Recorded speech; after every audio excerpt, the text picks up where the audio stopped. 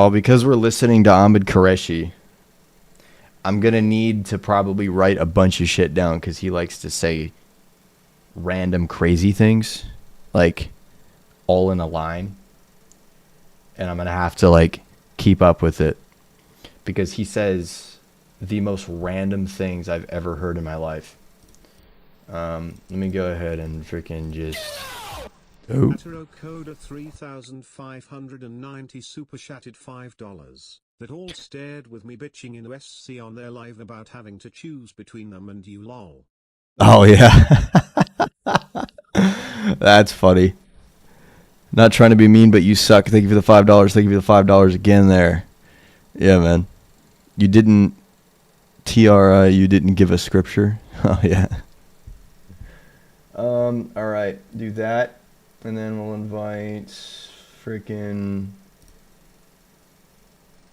you freaking you. Let's see. I gotta find as many people as possible. Hey, Word, I see that you're in here. If you want to invite people to this, I haven't started it yet. I was in the middle of some kind of collab thing just now, but I'm done now, so now I can review this.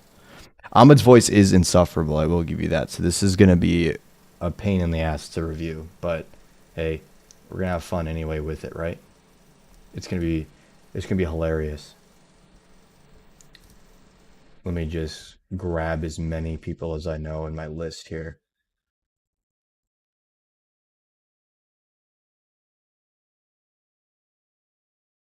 That should be good.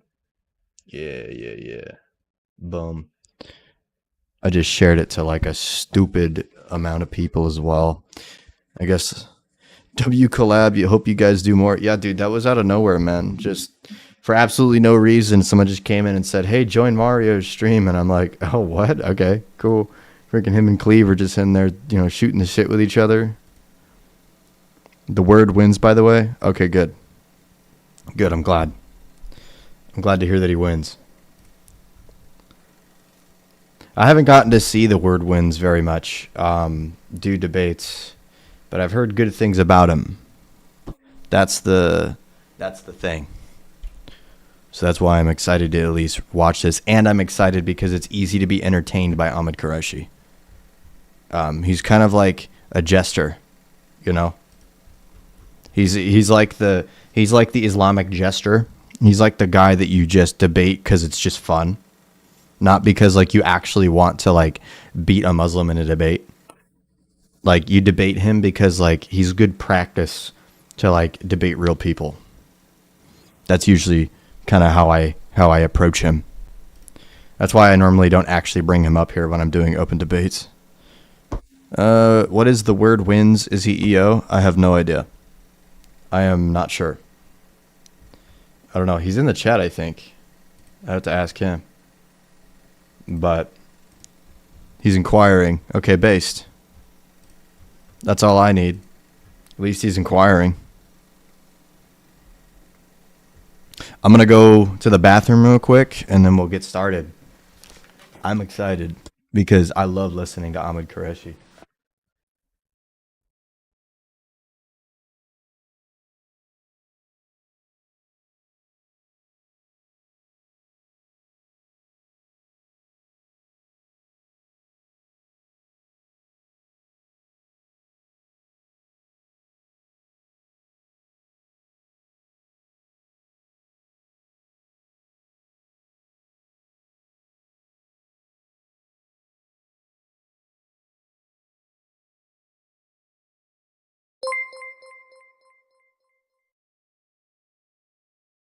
Thank you for the subscription there, Alfaro. I think it is Alfaro. Appreciate that. I love listening to Ahmed Qureshi. Dude, like, hear me out, man. Like, he's entertaining. I'm not saying that I like listening to him because he's smart. I like listening to him because he's entertaining. He's like a jester.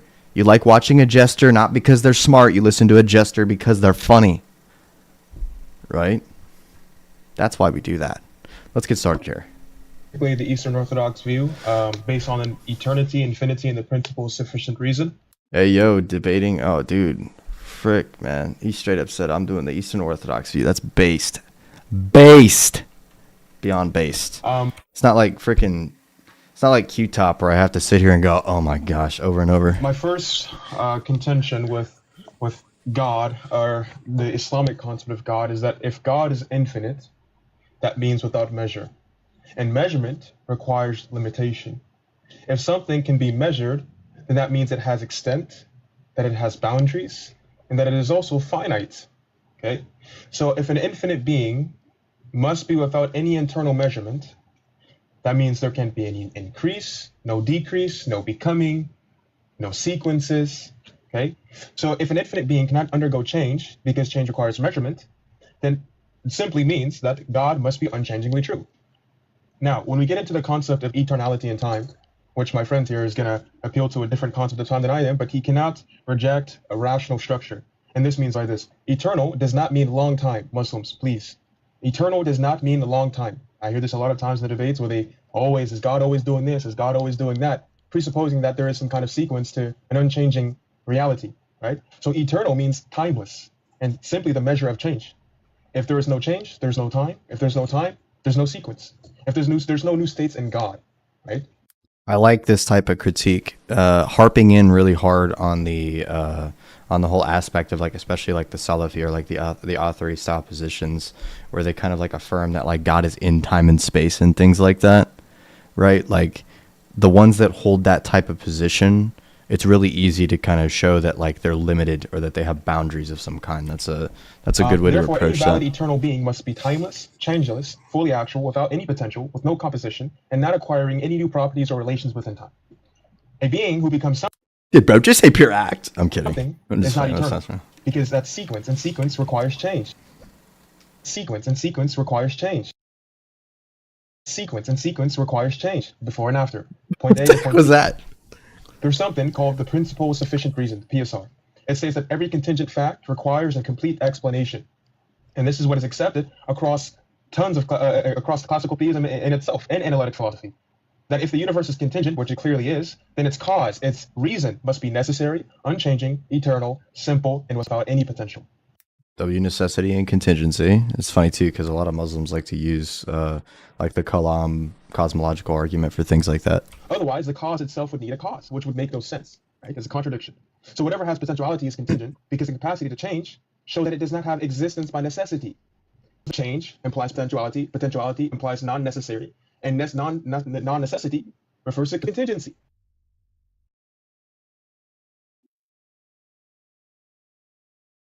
Oh, did he say? Anything that's potent is contingent, and then they would have to admit kind of like that Allah is contingent. That's cool. I don't know if they, because like I know that sometimes Yo, bro, we can't hear you if you're Muslims. talking. I know that sometimes Muslims will admit that God, like for example, that Allah has like passive potency and stuff like that. But then like you always think that that usually would lead to something like them then being contingent. But then they'll say no, he's still necessary though. How would I go up against quotes that speak highly of Rome? You can look at literally any quote of anybody speaking highly of a bunch of different freaking dioceses throughout time, brother. Honorifics was used in the same way that like a jury is gained favor by a lawyer. Like if I want you to support me, I'm gonna say you're the best person ever, bro. Wait, you can't hear me now? Yeah, go ahead. What was the last thing you guys heard? Oh, I think the last word was contingency. okay, perfect. Yes. So what I'm saying is that if there is a change that requires potentiality, and if the potentiality requires something being not necessary, something non-necessary means that it is contingent. Okay. And here's another philosophical and cosmological structure says that. Yo, random thing that people might not agree with, by the way, but I do personally believe this. I think Cora is a really good debater. Like I've watched like multiple debates from Cora now, and like she's very well spoken. Like she's very, very good at getting her points across. And that's something that not a lot of people have really good skill at. But that is something that I do admit about her, for sure. If the cause of the universe is to be contingent, is what we call the argument of radical contingency, then you would have an infinite regress of contingent beings. So A caused B to happen, B caused C to happen, C caused D to happen, and forever, which is redundant, right? It makes no sense. Therefore, the first cause cannot in itself be contingent, potential, dependent on any. Insofar as, yes. Yeah. So again, as Muslims say, if someone asserts that the first cause is a single person who undergoes internal change, then you have several problems that arise here.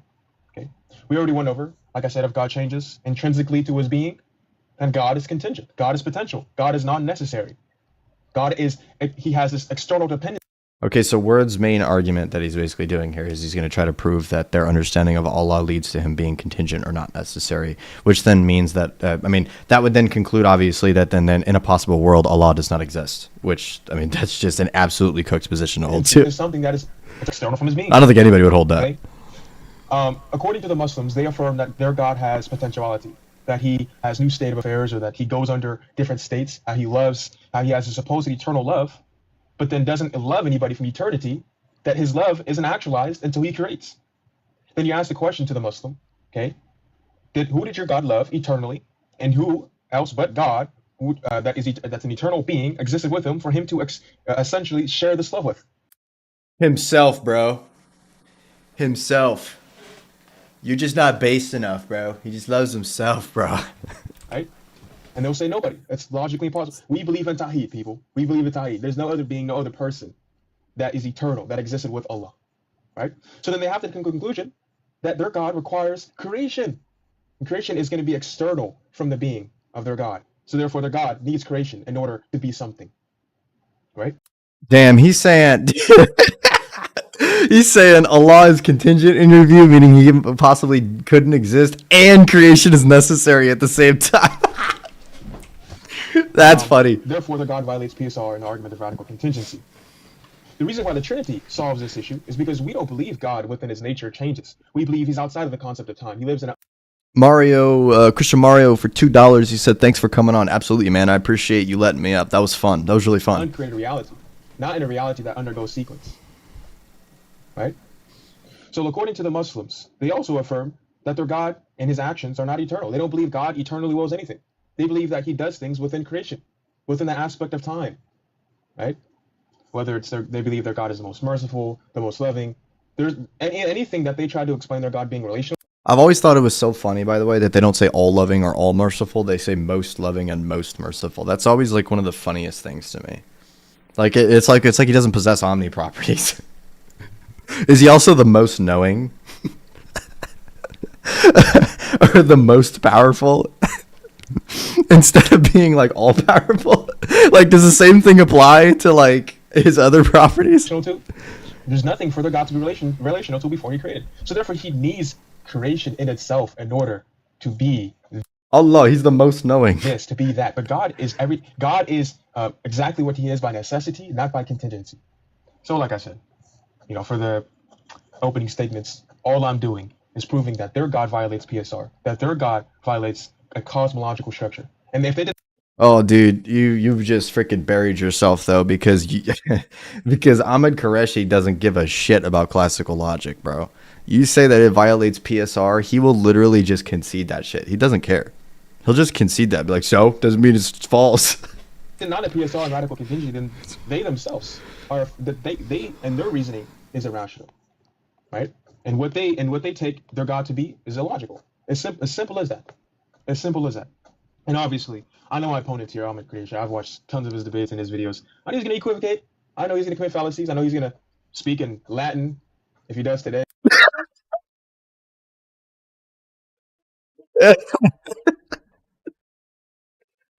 I know he's going to speak another language, try to throw me off. This bro's he's precogging the whole fucking argument, bro. Hey, I don't know if he does. Because you know that's what he does. That's all he does. He either speaks in Latin or he says a couple Greek words, then he's like, you don't know what that means? He does it every time. And I know he's just going to equivocate a lot of terms. Like, for an example, he thinks we as Trinitarians believe the essence of God is a sortal. He believes it's a genus. He believes that the essence of God is some universal and that the relations are just instances of one universal. Guys, I mean, if you don't believe me, you can watch his YouTube debates. His first video. Oh, it's funny. Anyways, right? That's all Muslims can do is just equivocate, commit fallacies, speak unknown languages. Come on, man. Unknown languages is crazy, bro. Be like, hey, dude, I don't speak spaghetti letters. Try that shit again. Now getting to the Trinity with my last 2 minutes. Obviously, he's going to try to bring Leibniz's law. He's going to try to bring the law of transitivity, the law of indiscernibles. But like I said, you just have to wait until the cross exams. I'm gonna show him literally how it's not illogical, because I know that's what he usually does. He equivocates person with being. You can't hear me? No shot. You can't hear me. Are you trolling me? Dude, everybody else is giving skull emojis and laughing emojis. I know that my jokes are landing. It's another one. And he thinks that relation refers to an instance or instantiation. Crazy, man. Crazy. I guess that's it, y'all. That's really not much. Oh, and they also think just because 3 persons share the same nature that they must be identical in personhood, which is also not the case. Just to let you guys know, for the people who don't know, and for the Muslims that always root on other Muslims when it comes to philosophical debates, but they're just laughing just to support him, not because they actually know what he's saying. The law of indiscernibles. That's so, dude, massive truth nuke, by the way. Absolute massive truth nuke. That applies to pretty much most debates. Like, every time that I do a formal debate, I always will like have to do like 3 or 4 days of dealing with this bullshit where like I'll join up on a panel like 2 or 3 days after I do a formal debate or something, and somebody will like in the comments or like they'll come up and be like, how does it feel to get cooked by X? And then like I literally would just look at him and be like, can you name a single argument that he made against me real quick? And they just no, not right now, but I know you got cooked.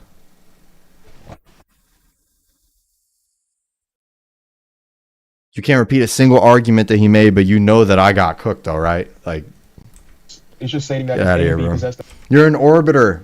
Stop being an orbiter. all the same ontological properties. They must be identical, but they must be identical in the sense of substance and nature and essence, and that's what we believe. We believe that the 3 going on, persons are Saint? indiscernible in nature, but it's discernible in personhood.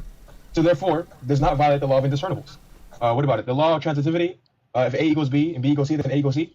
Yeah, that's doesn't violate the Trinity at all. Anyways, I guess I'll just concede the rest of my 50 seconds. Ahmed, you're go ahead. Yeah, he straight up said, yeah, A equals B, B equals C, A equals C. That doesn't invalidate the Trinity. I love that, dude. Are you It sure just didn't even elaborate. you want to concede the time? Yeah, that's all I got. All right, for sure. Thank you for the right. opening, bro. All right. I hate to say this, but I have to put Ahmed down to 1.0. I can't listen to him going like on 1.25x or anything like that. I can listen to the Thewordwins doing that because he speaks fluidly. But Ahmed is going to do some dumb shit for this opening, so I have to slow him down. Ahmed, let me know when you're ready. Bryce, what's your qualifications? I read a lot of books. Okay. Let's get back on the big screen, inshallah. Let me pull up a notepad too, because I'm gonna need it. All right. Itachi, where you at? Give me the screen.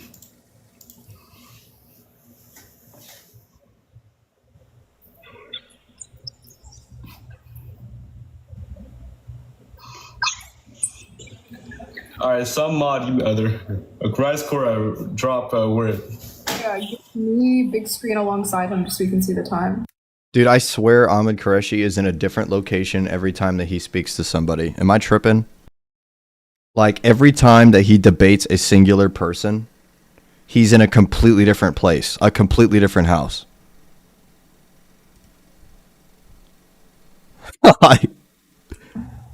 Okay. All right, perfect. And I'll give you a countdown from 3. All right, 3, 2, 1. Alright, in the name of God, the most compassionate, the most merciful, keep in mind, this is my opening statement. I'm not able to refute anything he said in previous. That's going to be the rebuttals. I bear witness that Damn, he straight up said, I can't refute that. there's no God but Allah. In the opening. And Muhammad, peace be upon his messenger.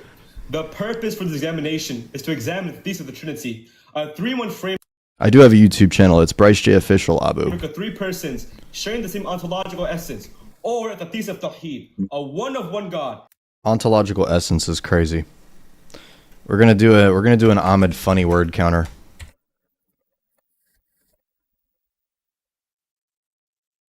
This dude said ontological essence.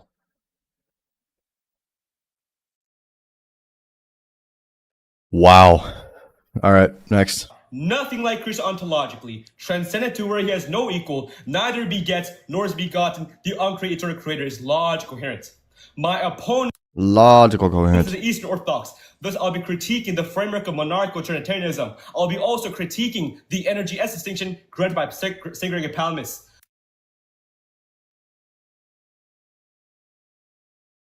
Bro said energy essence distinction by Saint Gregory Palamas. All right. To clarify about my position, I'm an Athari.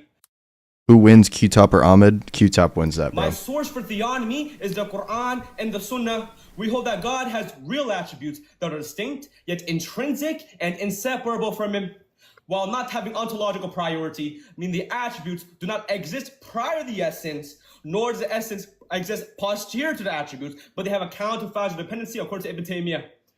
I mean, I understand that you guys don't have like an ontological priority, but like, do you have a logical priority or a logical posteriority? Like, I mean, like, I don't understand this about these guys. It seems like when they always harp on there's no priority, there's no posteriority. Okay, but like, is there at least a logical priority? Because like, if there's not even like a logical priority, like this shit's incoherent. It's like impossible to like understand like how we did make reference in the first place. And I also hold that God has attributes that can be either transitive or intransitive. What we mean by transitive attributes is it going to be an attribute by Cambridge relation. Transitive acts, is that not something that was, okay, quote me if I'm wrong, but I'm pretty sure that transitive acts is like something that was invented through Thomism. I don't think that transitive acts were used prior to them. Am I stupid? Or like, is that like a scholastic thing? I'm pretty sure that's a scholastic thing. That's not an Islamic doctrine. Like, I don't know. Maybe I'm dumb, but I don't like transitive acts are something that like is specifically held in like Thomistic philosophy. A Cambridge relation could be an agent and patient. Now, what we mean by intransitive attributes is an attribute that does not take on a patient. It's immanent within the agent itself. We also epistemically describe God by cataphatic and apophatic propositions. Now, to examine Cataphatic and apophatic propositions. Okay. the classical Trinitarian framework. The essence? The essence of Allah can be cataphatic. The Trinity, in I mean, classical theism, maybe. they believe that there are three divine persons, the Father, the Son, and the Holy Spirit. And let's see, if it considers logical and metaphysical scrutiny. Now, there's 7 propositions. The Father is God. The Son is God. The Holy Spirit is God. The Father is not the Son. Oh, here we go. Transitivity. The Son is not the Holy Spirit. And the Father is not the Holy Spirit either. And they conclude there's only one God. On the apparent prima facie, there's 3 is God statements. The bro said prima facie, bro. Oh, here we go, bro. Classic Ahmed Qureshi. 3 statements explicitly declaring distinction between each subjects, and they're all followed by the clarification that there's only one God. This poses an issue, a dilemma, that requires logical reconciliation. So I'll ask my opponent this in the cross-examination. Are the persons God by identity, or are they God by predication? If word loses, believe that they're God by identity. If word loses, yo, W rhetoric from Ahmed, dude. That's funny, bro. I'm sorry. That's funny, though. A set of problems follows. We must clarify what Christ J, for the love of God, please get a hold on your potty mouth. Bro, chill out, man. Oh my goodness. Dude, your piety is so strong, man. It's like hitting me in the chest, man. Like, you're so humble for telling me that. type of identity, and he must argue for why this particular form stands when it comes to the Trinity. If he says a person are God by predication, this results in necessary discourse on whether or not an essence which is previously defined as essential predicates. What did he just... Hold on. I got this. I got this, guys. Hold on. If word loses, believe that they're a God by identity. Okay. A set of problems follows. How does he combine 3 words into 1 word that much, bro? We must clarify what type of identity, and he must argue for why this particular form stands when it comes to the Trinity. If he says a person are God by predication, this results in necessary discourse on whether or not an essence which is previously defined as essential predicates can be predicated under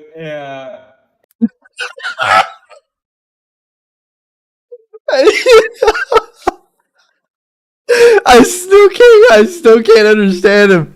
Somebody. of itself. Another issue Okay, I think we turn it back. arise from the Trinity will be the argument of classical counting method. How Okay, counting method exactly argument. do we count how many gods there are, and what is accepted about how we count things by identity and what's the appearance? I'm excited to see the And addressing use of this that. counting method I necessarily love to watching God that type of in the debate. Trinity.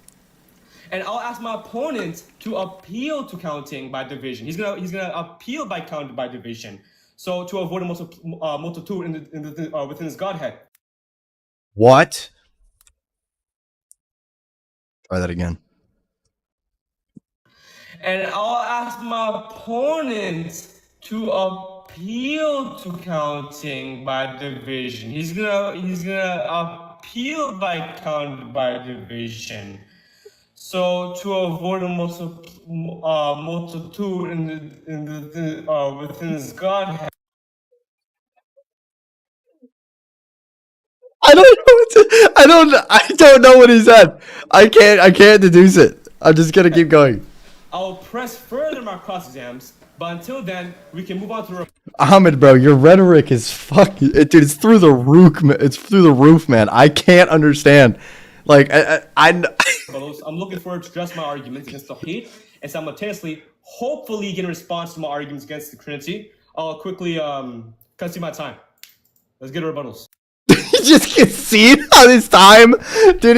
He talked for like 3 minutes. Yo, this debate is funny as hell already, bro. I love this. Oh my goodness, bro. Oh boy, you ready, man? Yo, quick He straight up said, "F the freaking openings, bro. Let's get into little it." intro, quick little intro. All right. So you guys said 7 minutes. Let's get it. He had 6 minutes to defend Allah, and he didn't do it. And shoot. Okay. So let's give the words big screen. Add to the funny word counter. I don't even know what what was it? I don't know. And then I don't know. I don't even know what it was, man. Am I on YouTube? I am. It's at Bryce J Official. All right, so I'm just currently on for, YouTube right now. Oh, for Predikin. Ahmed and for both of you. Predikin. When you ask Yes. So we'll get rid of this one because this one wasn't fair. But Predikin is crazy. There we go. clarifying questions, like let's say for example, Word, when you're questioning Ahmed and he has a clarifying question, he is allowed to ask that clarifying question, but I'm gonna pause the time while he asks it. So the time. So this is rebuttals, right? Yeah. Oh yeah. Sorry for cross exam. That's specifically for cross exam. Oh, okay. All right. Are you ready? Yep. Let's give it a spin. Mod.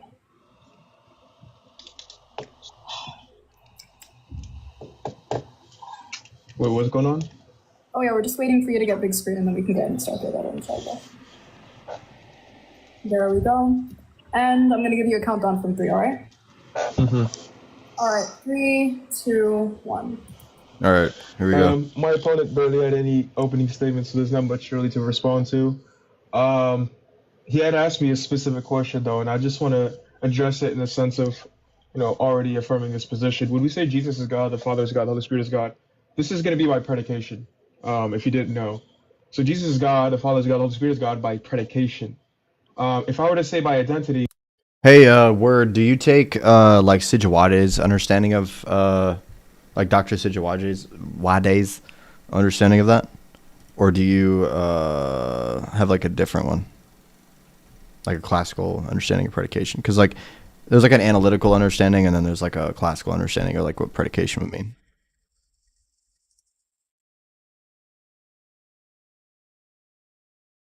I am curious. Sure that automatically assumes like an absolute identity, meaning in every sense. We don't believe that, right? And aside from that, he also said that the attributes of his God, there's going Because saying all three of the persons are God by predication is interesting. Because even if you take Sijuade's view, you would say that the Father is the one nominal God, so he'd be God by identity, and then the Son and the Spirit would be God by predication, based off of the fact that they come from the God by identity. to be some that are transitive and intransitive. And if he didn't say that, I just mean it in the sense of fully possessing nature. Okay. That's I need correction. But I'm pretty sure he said that there's attributes of his God that are intransitive or transitive. I'm pretty sure by the simple. Rice, do you agree with Sijuade's understanding of the Trinity? I mean, I don't have an understanding with like his nominal thing that he tries to do, because his argument is specifically from Oration 34 of Saint Gregory Nazianzen. It's not like a it's not like a completely foreign position. But if you take it from the classical perspective, it sounds crazy. But you have to understand that you can't, like, if you're looking at Sijuade's view, you can't look at it from a scholastic perspective, because he doesn't use scholastic terminology, like, at all. He avoids it, like, purposely. So, like, if you're critiquing it from a scholastic perspective, it's going to sound bad, but he uses analytics. Simple definitional sense. Yes, Vile Vendetta, Dr. Branson holds the same view, yes. Transitive and intransitive. Transitive is going to be the transfer of the action to something else outside.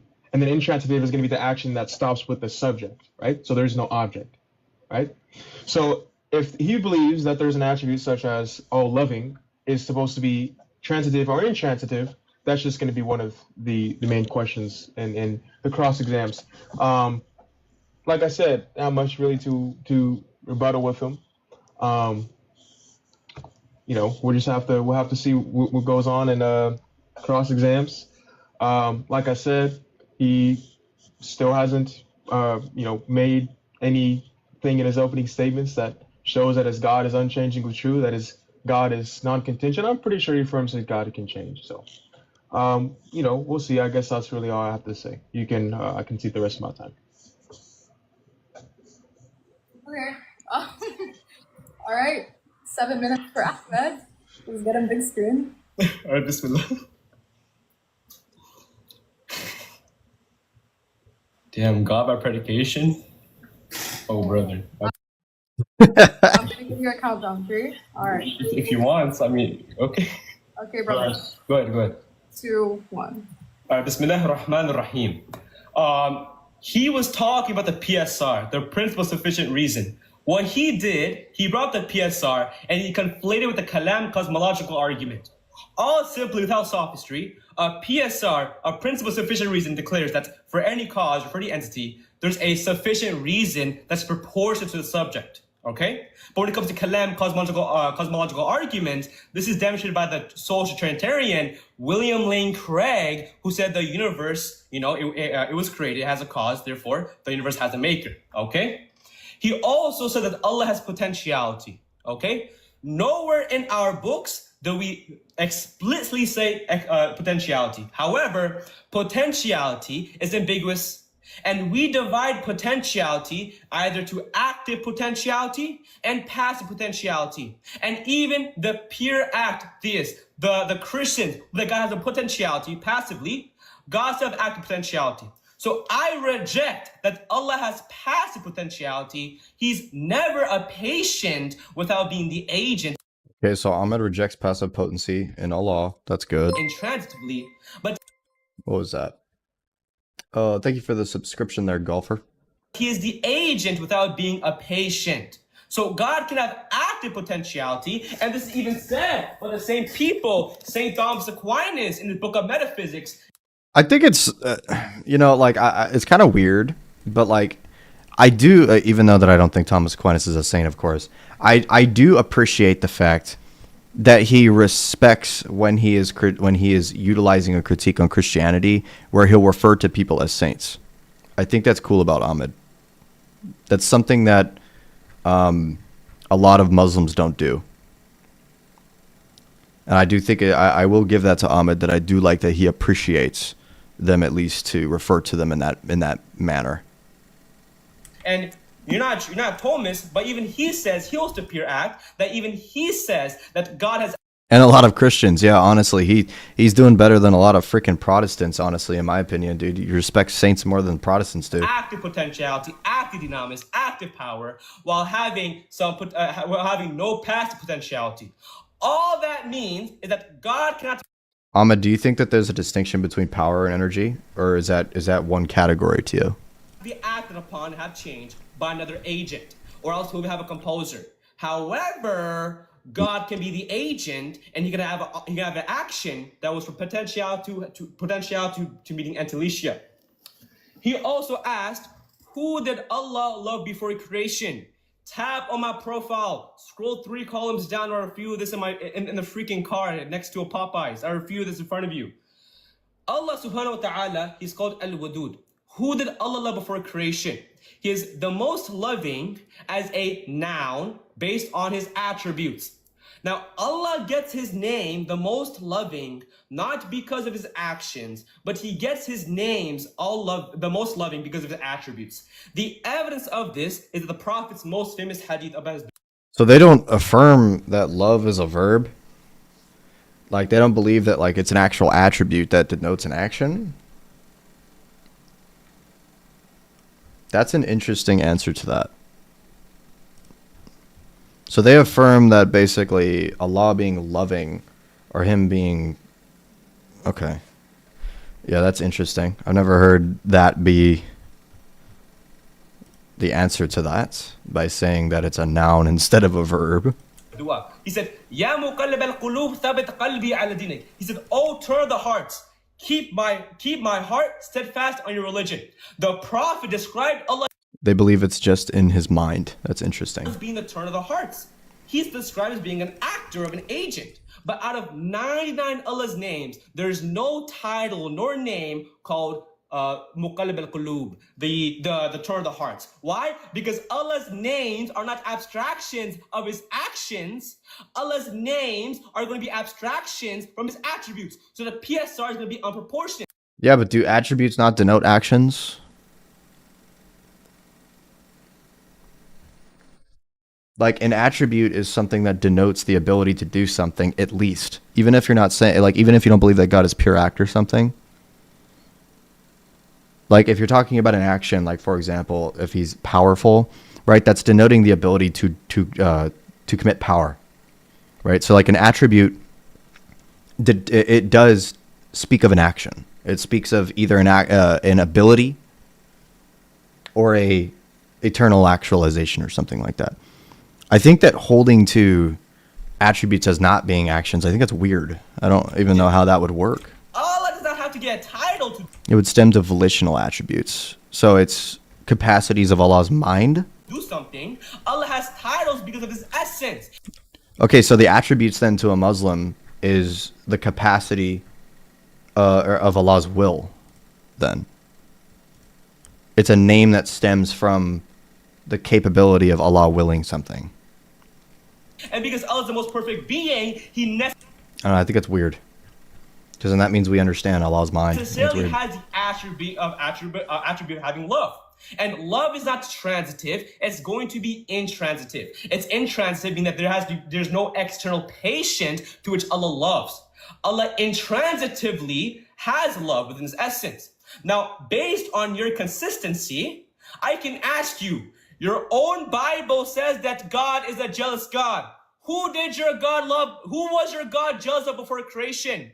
If you say the Father was jealous of the Son, who was the Son worshiping before Yahweh? Because your God's jealous because there's going to be polytheism excluding God. Yeah, but those are just anthropomorphic terms. We don't say that then therefore one of God's attributes is jealousy.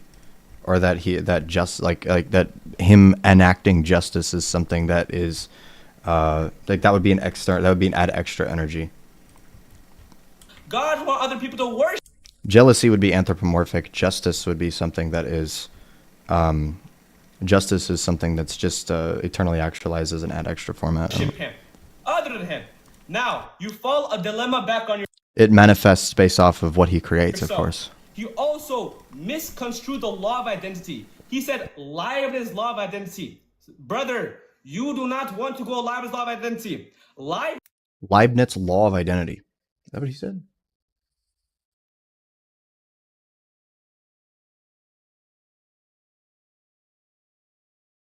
Leibniz has two laws. The indiscernibility of identity, one. If you are capable of being rich, then you are rich. That is not purporting to what I said at all.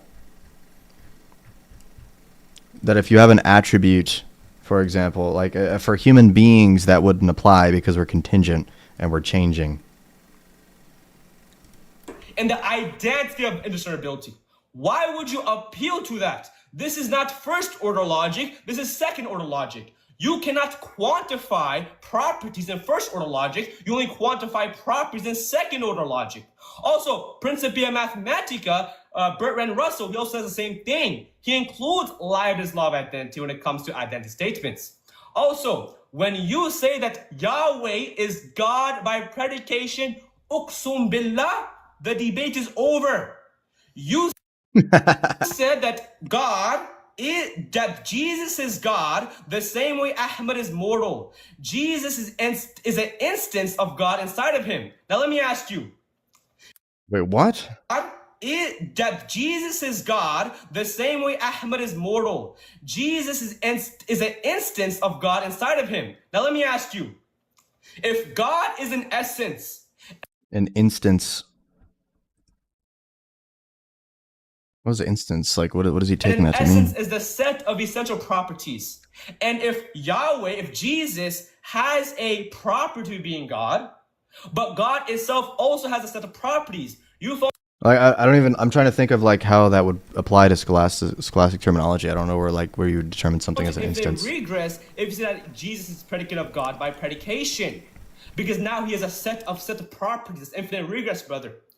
Also, just to clear up, he also quoted that if God is infinite, God is without limit. This is going to be very ambiguous. When we say that God... No, that's actually just what the word means.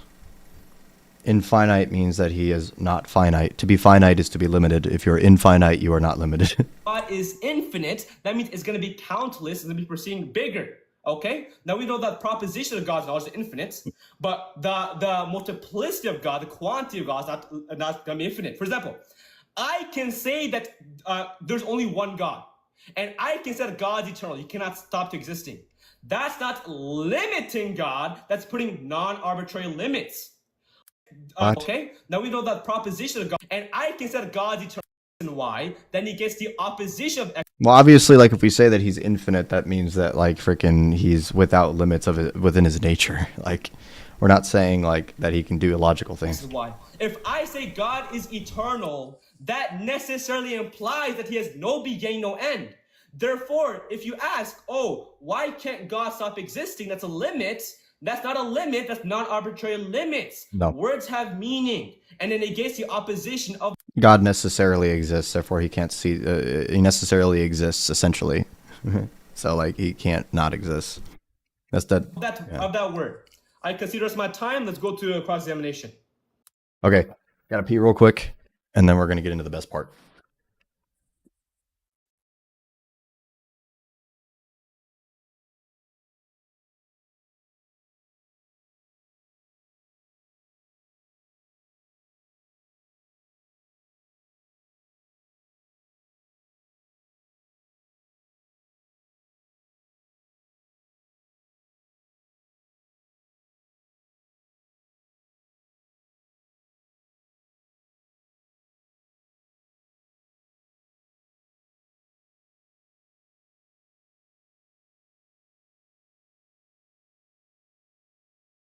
Man, I am so excited. All right. And the first person cross-examining is Word. So you're going to get your 15. All right. And I'm going to give you a countdown. And just to clarify again, one more time. So, Ahmed, if you need to ask clarifying questions, you are allowed to ask, but I'm going to pause his time when you ask, okay? That was way too fast. Bryce did not wash his hands. Well, You see, ladies and gentlemen, I'm in the comfort of my own home. You know what I'm saying? All right, and word, that's okay. Yeah, it's fine. All right, perfect. And just to clarify, is my mic all right? Or is it like kind of muffled? Is it good? Testing. It's fine with me, yeah. Okay. All right, and I'm going to give a countdown. 3, 2, 1. All right, Ahmed. Does the existence of a contingent universe require an explanation in a Never shaking Bryce's hand if I ever meet him. Just not if you're at my house. necessary non-contingent cause? Okay, does a contingent universal does what?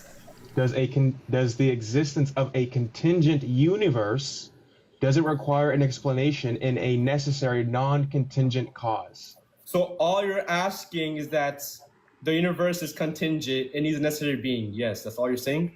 Yes. Okay, so why not just say that? Okay, perfect. If the first cause I know Ahmed is not freaking ambiguity signaling this guy. I know he's not doing that, bro. He is not ambiguity signaling Thewordwins right now, bro. cause goes under any internal change, doesn't that change require sufficient reason beyond the first cause itself? When you say beyond the first cause itself, are you saying like outside the agent? Outside of creation. Outside of creation? The first cause is going to be creation. So if the first cause, meaning, or if the sustainer or the uncaused cause had a first cause, what grounds that, or what is the sufficient reason I'm sorry. beyond that? If the uncaused cause, you mean God? Yes. Holy shit! Try not to ask a clarifier challenge. Impossible, dude. Okay, so what about God? I'm saying if he himself changes, what is the sufficient reason for that change? Okay, and how are you defining change to be? Sequence. A sequence? Yes. If God has a sequence, State A to state B. Do you not know what that is? I reject that. I'm asking you. Sequence? Yes. If God has a sequence, State A to state B. Do you not know what that is? I reject that. Dude, look.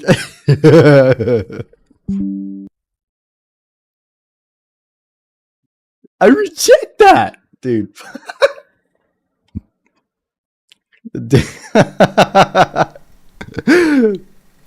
Brother.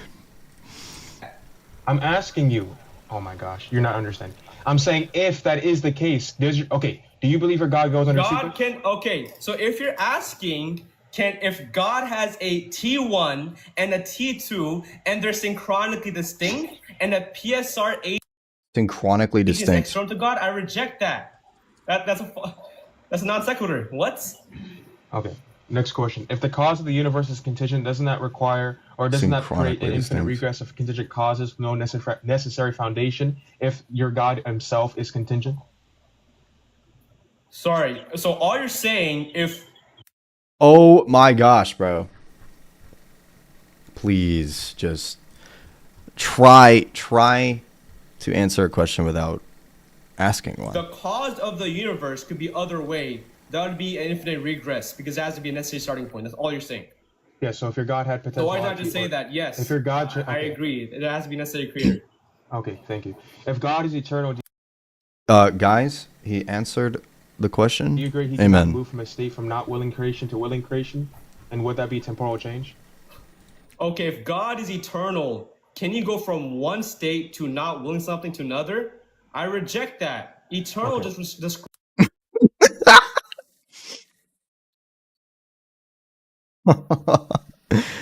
I reject that, dude. I gotta make that a new soundboard in Bryce Chord. I reject that. describes the ontological modality of a being. Will has to do with the intellect. Okay, am I allowed to get responses to that or no? I don't care, bro. I don't care what you mean. Was that not a sufficient response, or? Well, no. I just believe every time you ask a question, they respond. I'm just asking, is an answer... Oh yeah. Do we give an Every answer? single time that he asks a question, the time's gonna be paused, so you can. Yeah, we clarify questions. Yes. Okay. Yeah, so when I... Look at that smile, bro. Like he's doing it on purpose. You could just tell that he's doing it on purpose. Look at that, bro. He knows what he's doing. He knows what he's doing. You could see it in his face.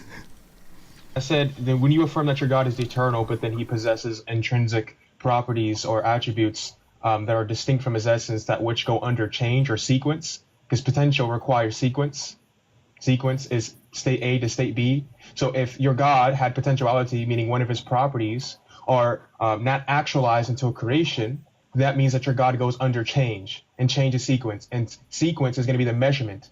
So if you believe that your God is eternal, he cannot possess things that which are potential. I don't accept sequence. Hey, to be fair, Wordwins, that wasn't a question. You kind of just like reductioed him, which doesn't really apply to a cross exam. The measurement. Okay, is sequence point A to point B? A sequence is okay. A sequence could be an index of point A to point B. It's an index. Okay, is point A to point B not a measurement? Orthodox Center, if you want to get me a thumbnail for this, that would be fantastic because I'm gonna upload this separately. Brother, point A to point B, that's a Cambridge relation, not a measurement. Yeah, are relational measurement sequences? Relational? How do you measure relations? Oh my gosh. Is A related to B? A, if there's a Cambridge relation from A to B, there's gonna be a relative relation. Fucking hate the Cambridge relation. Right, so is that from state A would be the before and state B is the after? Is that not a measurement? Okay, now you included before and after. Now you're implying temporal events logically or metaphysically. Okay, that can be before and after. That could be a sequence. I hate when people say that, bro. A sequence the of Cambridge measurement, relation. brother. Yeah, a sequence is a measurement. What are you talking? It's a relational Sequence is measurement. the index. It's a relational measurement. It's how do you measure relations? Bro, stop going What? back and Okay, forth okay, now. okay. Stop going back Next and forth. question. If God is infinite, and infinity means without measure, how can he undergo any measured sequence which is change? Okay, if God is infinite, well, that's disambiguous. We say it's infinite and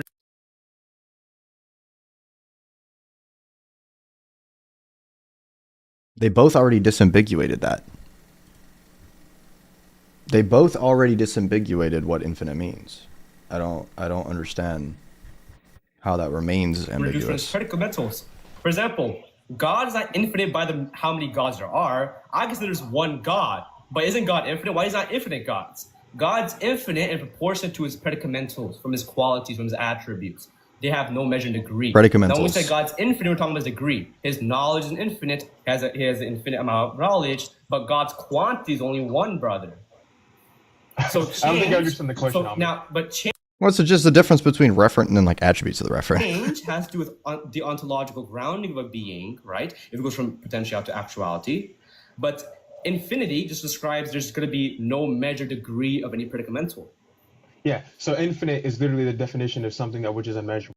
You know, I'm not gonna lie to you, bro. Like, he's like the only person I think I've ever. Yeah, like freaking predicamental is a word, but like he's the only person I know that uses that word, bro. Infinite is just going to be anything that's going to be. I accept the definition. Cause like it's a real term, but like it's just, I'd never hear people use that word. I just. Yeah, I'll accept the definition. Okay, No problem. is God infinite? Is God infinite? Yeah, and of course there's attributes. Okay. Within the essence of God, is there any measurement? Okay, within the essence of God, is there any measurement? What do you mean measurement? Does your God and his attributes, do they go from a state of potentiality to actuality? Yeah, there can be ikhtiyar, there can be volitional attributes that go from potentiality to actuality, but not as essential. So things within his mind, volitional attributes can go from potentiality to actuality. Things within God's mind can do that. That's interesting. Are you talking about the effect, or are you talking about the actual attributes themselves? This is a difference. Okay, so If you think the attributes themselves go from potentiality to actuality, I think that's wild. That's wild to say. what's an attribute that is potential then goes actual? Yeah, Ibn Taymiyyah in volume 5, Majid Fatawa, he says Hadith al-Had. The Quran, for example, it went from potentiality to actuality. It's instant of the genus. But the genus is eternal. The genus of speech is eternal, but the instantiation of speech It would be the effect, not the attributes. I think he was wrong to say that. Okay. is going to be from potentiality to actuality. That brings on antilesia. Okay, so you do affirm that there's a before this attribute is potential, and then after this attribute is actual, right? Yes, we're neoclassical theists. That's Okay. what neoclassical Thank theism you. is. Thank you. So you just affirm that there's a temporal change within the essence of your God. Okay, next question. If He's doing the speed face, bro. Look, he's doing the speed face. That can mean two things. Either one, he blundered and realized it, or two, he's okay with that and he thinks it's dumb that he said that. But I mean, honestly, I think if you just affirm temporal change in God, that's kind of wild. God begins to have a new intention, doesn't that imply God shifted from potential to actual? And would this mean that God is not pure actuality? Okay. So restate your question one more time. If God begins to have a new intention, doesn't that imply that God shifted from potential to actual, which means God is not pure actuality? Well, you can define pure actuality after a passive. What?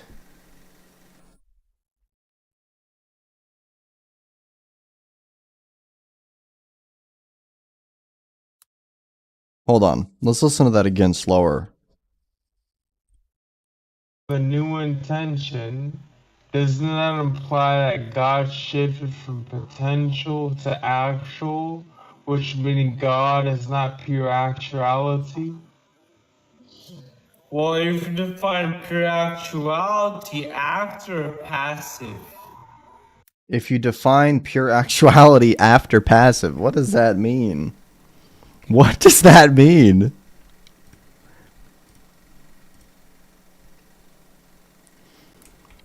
Active. Yeah, God can have active potentiality, not passive. No, I'm asking you, if he has a new intention, wouldn't that defeat pure actuality? We don't believe that God has pure actuality, not passive. No, I'm asking you, if he has a new intention, wouldn't that defeat pure actuality? He is affirming active potential, which active potential is not a problem. Because active potential is still technically in the realm of pure act. We don't believe that God has pure act. Okay. So you believe your God has passive potency? No, we don't believe passive potency. We believe they had active potency. Did you hear my intro? We don't believe in pure act. Yeah, I know you don't believe in like the classical. I know that you believe that your God is potential. I'll clarify my position for you. For your sake, we are neoclassical theism. Neoclassical theism. We are neoclassical theism. Amen. Not amen, says but God can have active potentiality, brother. Okay, there's no active potentiality instead of active issue. If you potency. didn't know this, it's fine. You can know this now.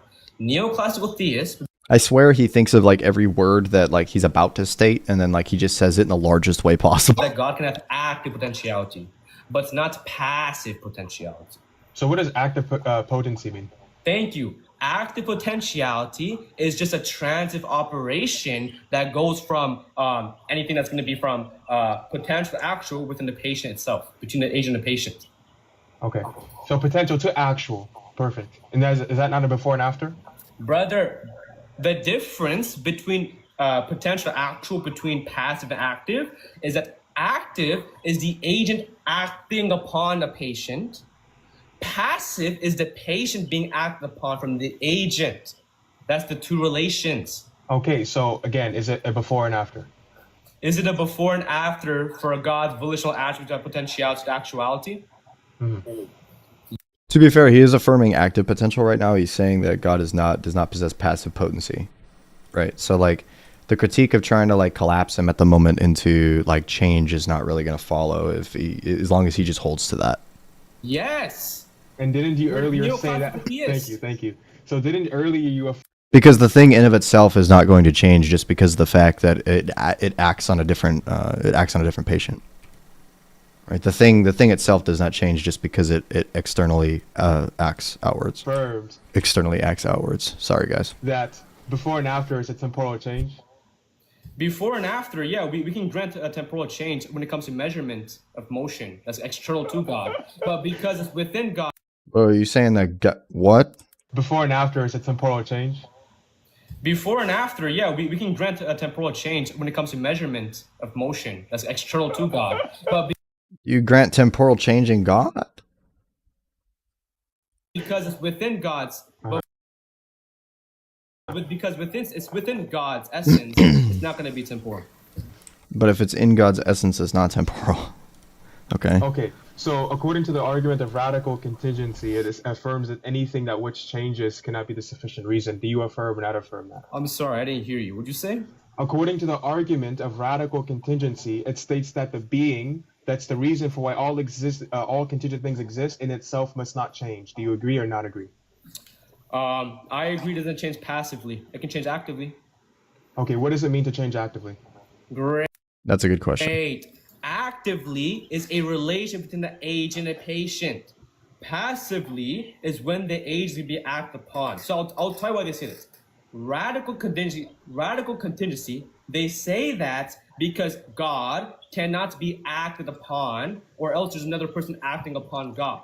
But God is the creator without being created. This is an example of active potentiality. But if God was created, this will be passive potentiality.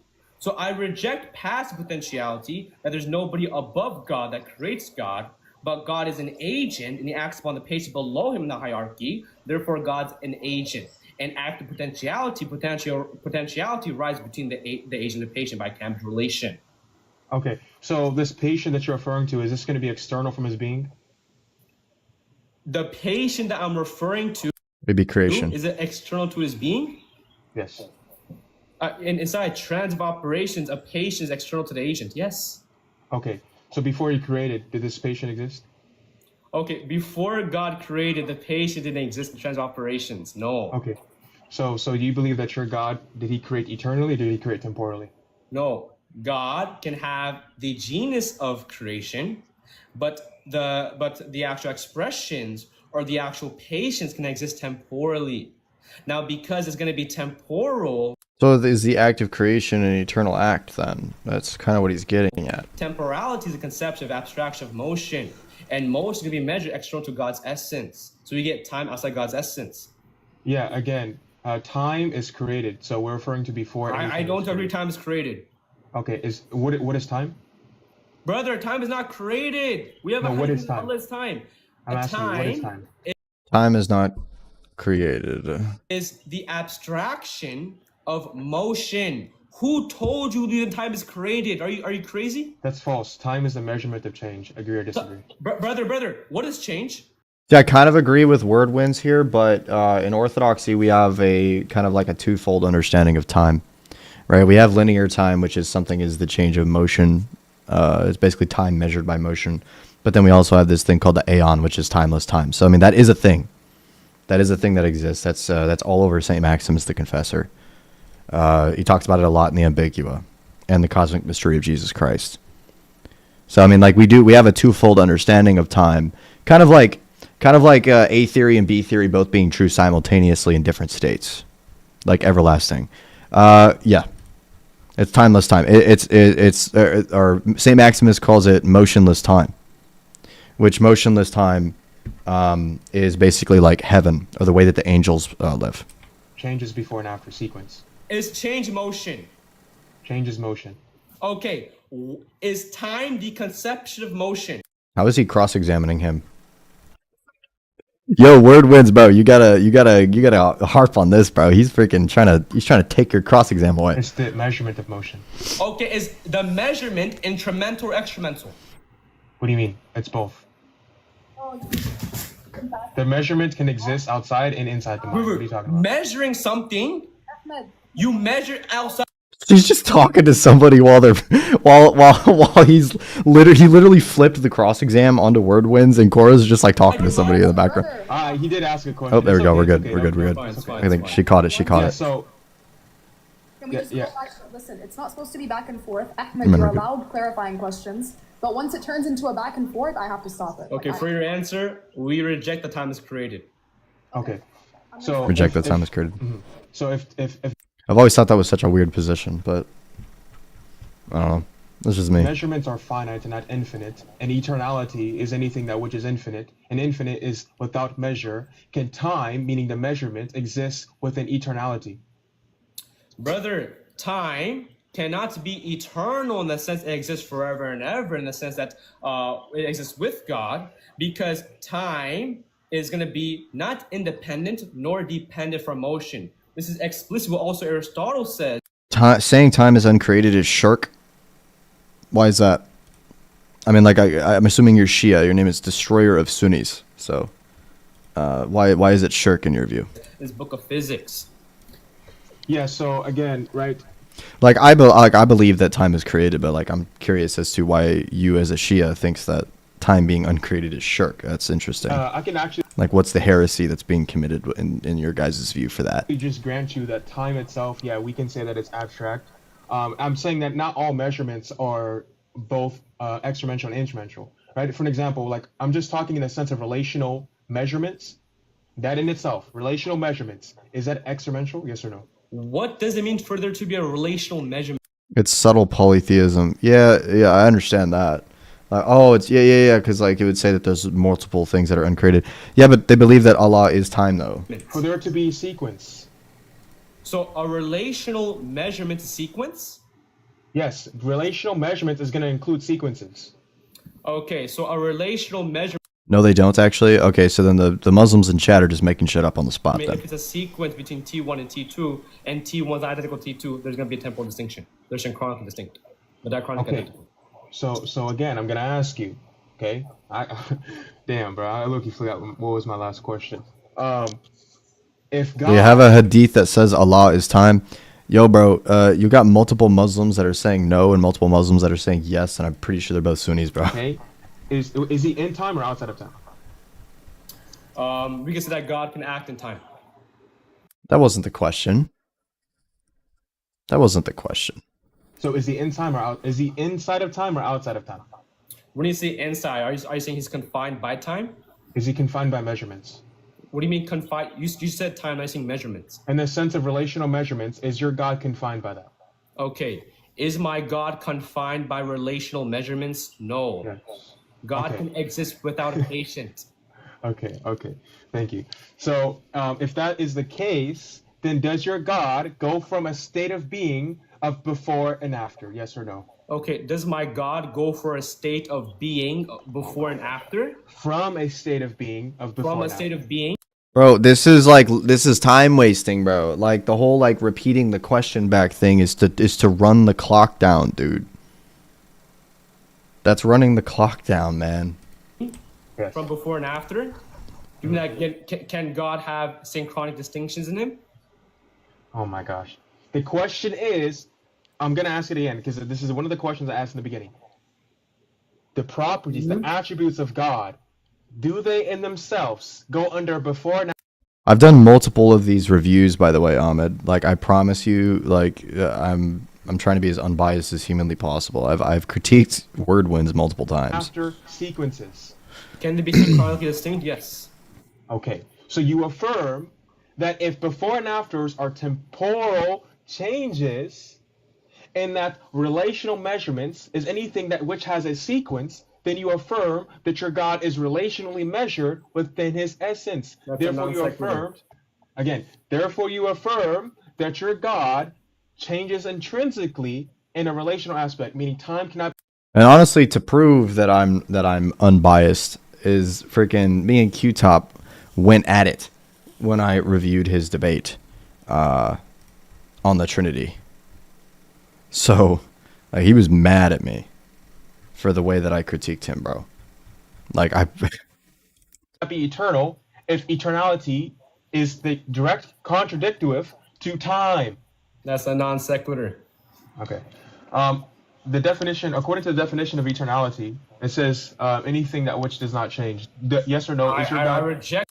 like, I'm unbiased insofar as like using, like, if I critique something, it's because I think the argument's bad in general. But also, obviously, if Ahmed makes an argument, I'm going to address it as part of the review. For anybody that may hear something from Ahmed that maybe Thewordwins doesn't answer, or something along that line, or maybe something wasn't clarified super largely, I'll try to go in more in depth with it.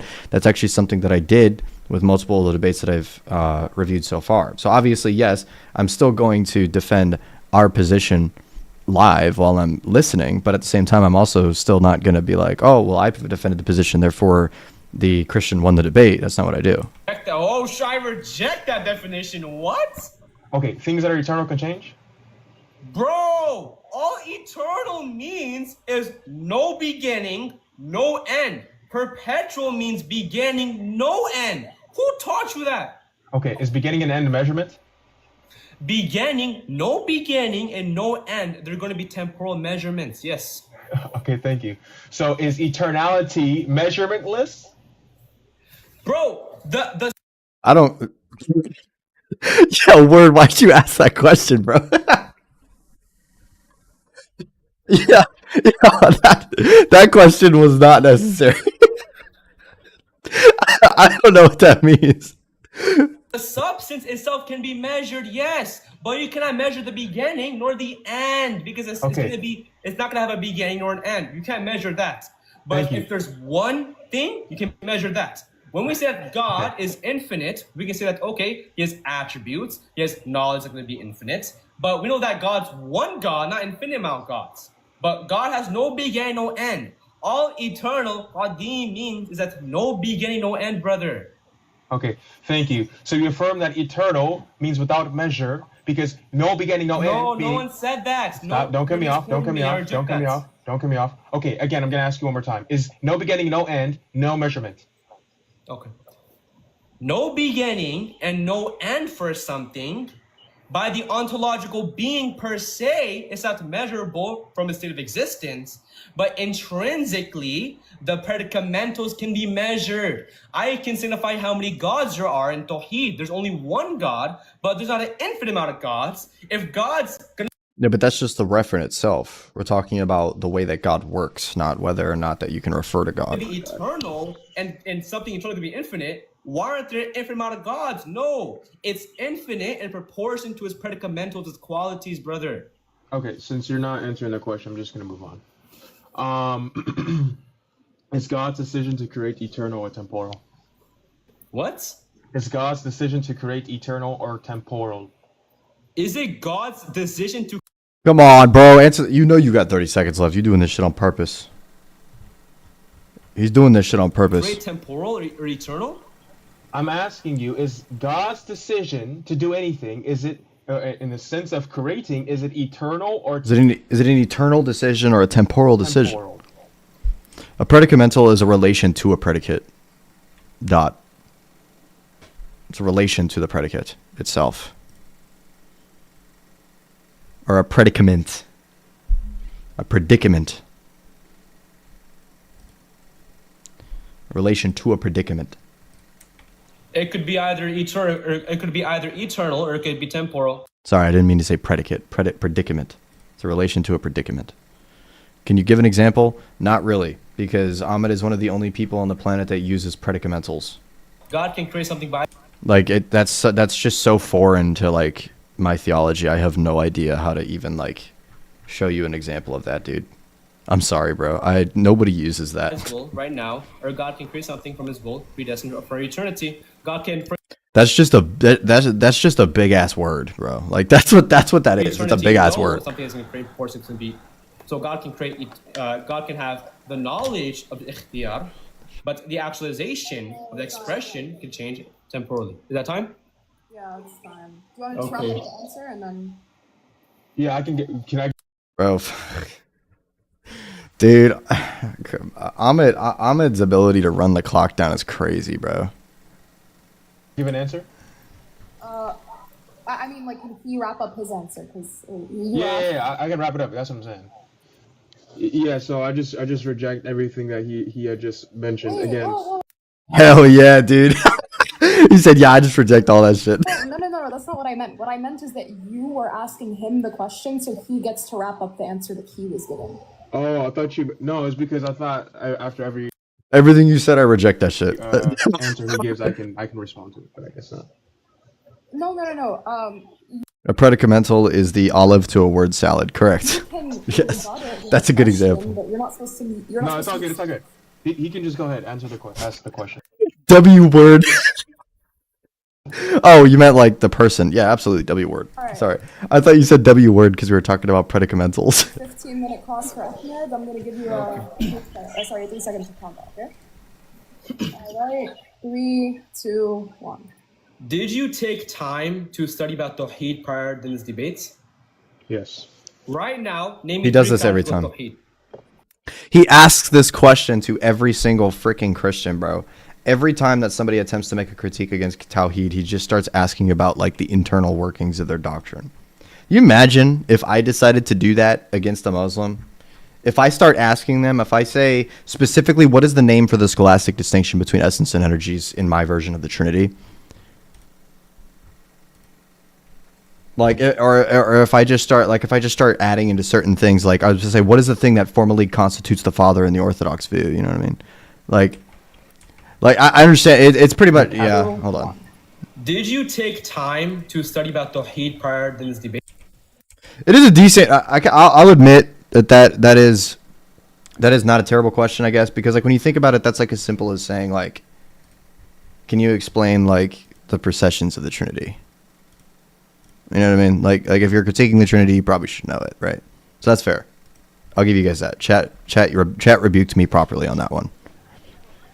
Okay. Are the persons in the Trinity, are they separated? No. I wonder what he would do if somebody just went yes. like what would he do? Yes. like it. Like yes, 3 wills, bro. They just all agree. Like what would he do? If someone said they're separated, is this heresy? You're gonna refer to that church father. Again, I didn't read this church father, so I can't give a response. No, I'm not afraid. Wait, what? No, are the persons separated? No, not ontologically, and neither. Okay, so personally. ontologically, if it's separated, what heresy is this? Tritheism, polytheism, etc. Saint Basil of Caesarea, letter 30. Incoming massive quote line that's going to be crazy out of context. Let me pull this up. He's doing letter 38.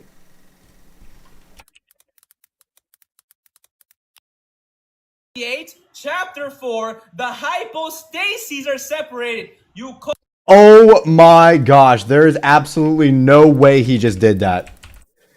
Oh my goodness. Hold on.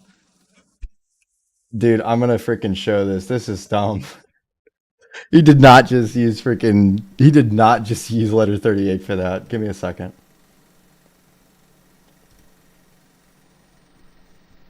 Here we go. This is what he's talking about right here. All right. So it says, for the Son by whom are all things and whom the Holy Ghost is in... Oh, not that one. Sorry. My bad. So it talks about the concepts here. There is a separation of certain circumscribed concepts from the general idea and the expressions of the means of their names. So when it says that they're separated conceptually, that does not mean that they're actually separated in reality. That's ridiculously dumb.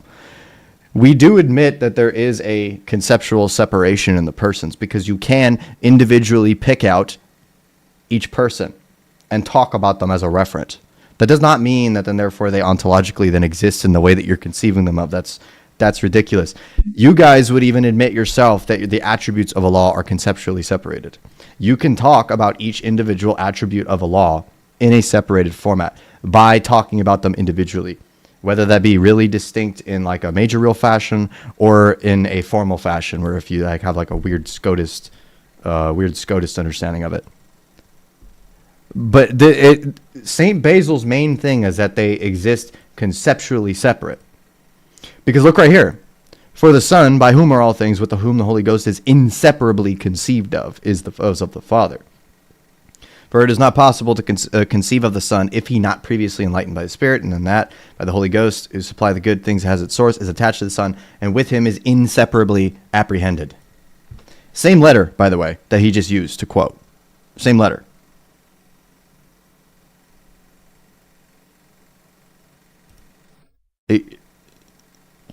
You think, Farouk, are you dead ass right now, dude? All I meant by that was that it was a referent. I didn't mean that it was a person, bro. Here we are again right here. Discovery is made of the separation of the hypostases. And because it's apprehended that way. Not because he exists that way. Literally right here.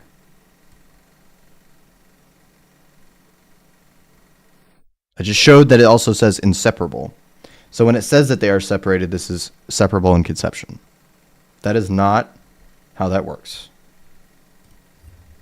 Called Saint Basil Caesar, the highest holarchy, the Cappadocian Father. This was a mega low tier argument, bro. Now let me ask you, is God's energies and his essence, are they distinct? Yes. Really or conceptually? That is ambiguous. Really. That's an ambiguous question. I hate to say it, but just saying real or conceptual is ambiguous. Because there's multiple understandings of what a real distinction would even be in the first place. Because if he just says yes, you know what? I'm going to try this. I'm going to predict it. I think that if he says that distinction is real, he's going to quote mine somebody again. That's going to say it's not. Saint Philotheos Kokkinos incoming. Okay. Who is Philotheos Kokkinos?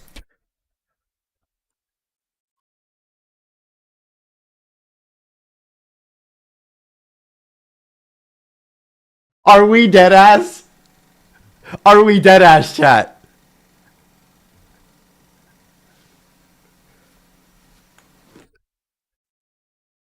Bro quoted Saint Philotheos Kokkinos, by the way. Specifically, the Antiretics against Akindinos, where he says that they differ conceptually. They differ conceptually. When you say that they differ conceptually, that's talking about how they are conceived. When it says that they're distinct, because now I'm actually going to go ahead and show you something. I'm going to show you that St. Philotheos Kokkinos affirms that there's a real distinction between essence and energies.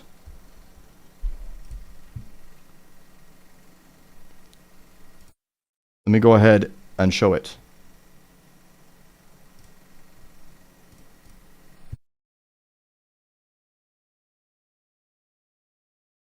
Post-schism. St. Philotheos Kokkinos against thing here.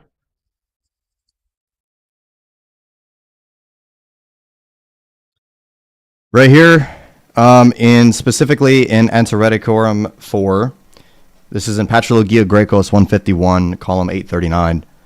It says, is both of God and from God and as a natural attribute, which indeed both exist without beginning and eternally in God. For there never was a time when the Father was not the Father, for there's never a time when the Father was not the Creator and Maker. Saying that they are distinct. For the one is a perfect hypostasis from hypostasis, and fear, says the theologian, lest we make the Father substantial, but not say that the Son and the Spirit exist according to their own hypostasis, but make them certain inherent powers not subsisting. But the divine energies are essential powers not subsisting by themselves, but inherent in the essence. This is the same guy.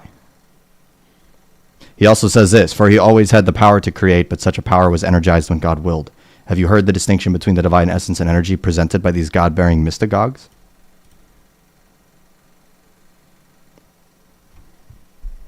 My friends. I don't know. He is the So word wins. His name is Saint Philotheos Kokkinos. He was the best friend of Saint Gregory Palamas.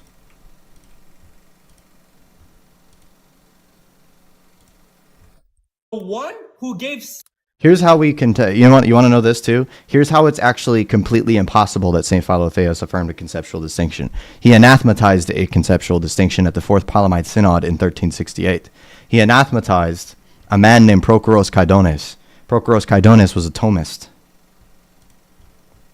He anathematized his understanding of essence and energies. He anathematized the understanding of the Summa's description of EED. Saint Philotheos anathematized it.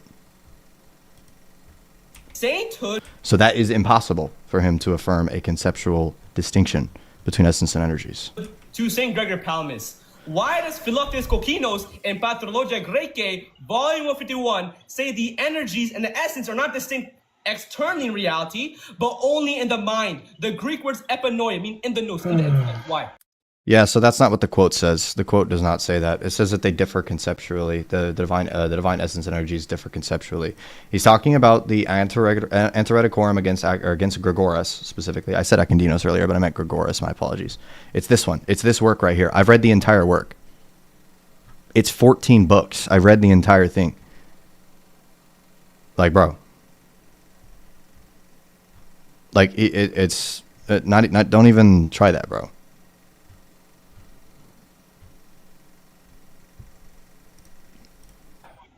Yeah, again, Ahmed, this has nothing to do with the debate. This is the Trinity. Answer the question. Why does the person who granted sainthood to Philoptis Kokinos say that the energies in the essence are distinct, not really, but conceptually in the mind? What did he say? Trinity. Answer the question, but only in the mind. The Greek words epinoia mean in the nous, in the intellect. Why? Yeah, again, Ahmed, this has nothing to do with the debate.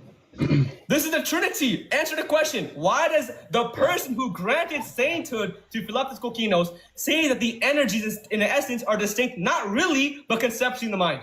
Why do you say the person who granted Saint Philotheos sainthood says that they're only distinct in the mind? What is he saying? Are you... Oh, I know what he's doing. He's saying... I know what he's saying. He made a... That's a massive historical blunder. He didn't mean St. Philotheos there. He meant St. Gregory Palamas.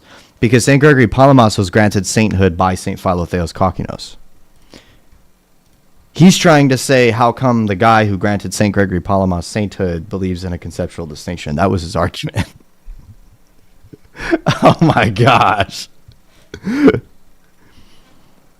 So yeah, St. Philotheos Kokinos at the Council of 1368 explicitly was the one who called for the sainthood of St. Gregory Palamas, and he just literally he twisted it and he got it backwards. Yeah, may I give a response? Again, right, this has nothing to do with the debate, moderator. This is the Trinity! No. This is the Okay, Trinity. let me respond. Please let me give my time to respond.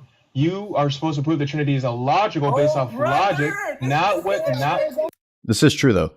It is based off of whether or not it's logical, not whether or not that Ahmed's capable of poorly quote mining Orthodox fathers. He doesn't want to answer. Don't go back and forth. Okay, tafadhal. Okay, let me ask you, right? Okay. Does the hypostasis of Jesus, did it change? Ever? Is this an incarnation argument? What do you mean? You mean as a person? Does he go under change? Mm-hmm. No. Incoming St. Maximus the Confessor quote mine about how he changed economically. Okay, before Christ incarnated and after Christ incarnated, did he add a nature inside his one hypostasis? No, he didn't actually change, though. Added a hypostasis? What? Okay, before Christ incarnated and after Christ incarnated, did he add a nature inside his one hypostasis? Inside his one hypostasis? Why did you say that? No, he didn't actually change, though. No. Did his hypostasis go from having one nature subsisting inside of it to two natures subsisting inside of it?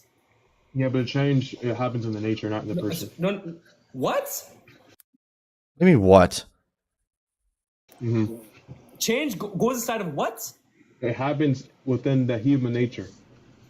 No, I'm asking, the human nature is subsists within the hypostasis of Jesus, yes? Yeah, but they're not, it's not like, No, answer my question. The nature, Christ went from going one person to one person having two natures. He literally just admitted that Christ didn't change. Is Christ a person? Did he go from one person to one person? He didn't change. W. From one person to one nature to one person, two natures. So Christ changed, correct? it's not a temporal change. No, I said did it change? It's not a temporal change. Did it change in any sense? Not in the temporal sense. No, I said in any sense did it change? Maybe in some sense, I don't know. Okay, so maybe in some sense, right? Does the hypostasis subsist inside the divine essence or outside the divine essence? How does that make any sense? Sir, No. okay, so maybe in some What? sense, right? Does the hypostasis subsist in... No, you don't ever say that Christ changes, Wordwins. So you say that the only way that you could ever say that Christ changes is if you say that he changes economically, meaning that he just takes on something else temporally. That doesn't mean that then he in of himself changes. If he says maybe, you're going to give him ammo to basically try to be like, so then he changes. You got to make sure that it's clarified. Inside the divine essence or outside the divine essence? How does that make any sense? Sir, is the person intrinsic in the essence or extrinsic from the essence? Obviously, the person possesses the full divine nature. No, I never asked that. Does the person subsist inside the essence or outside the essence? I'm pretty sure that's what. Is he doing a Severn dilemma right now?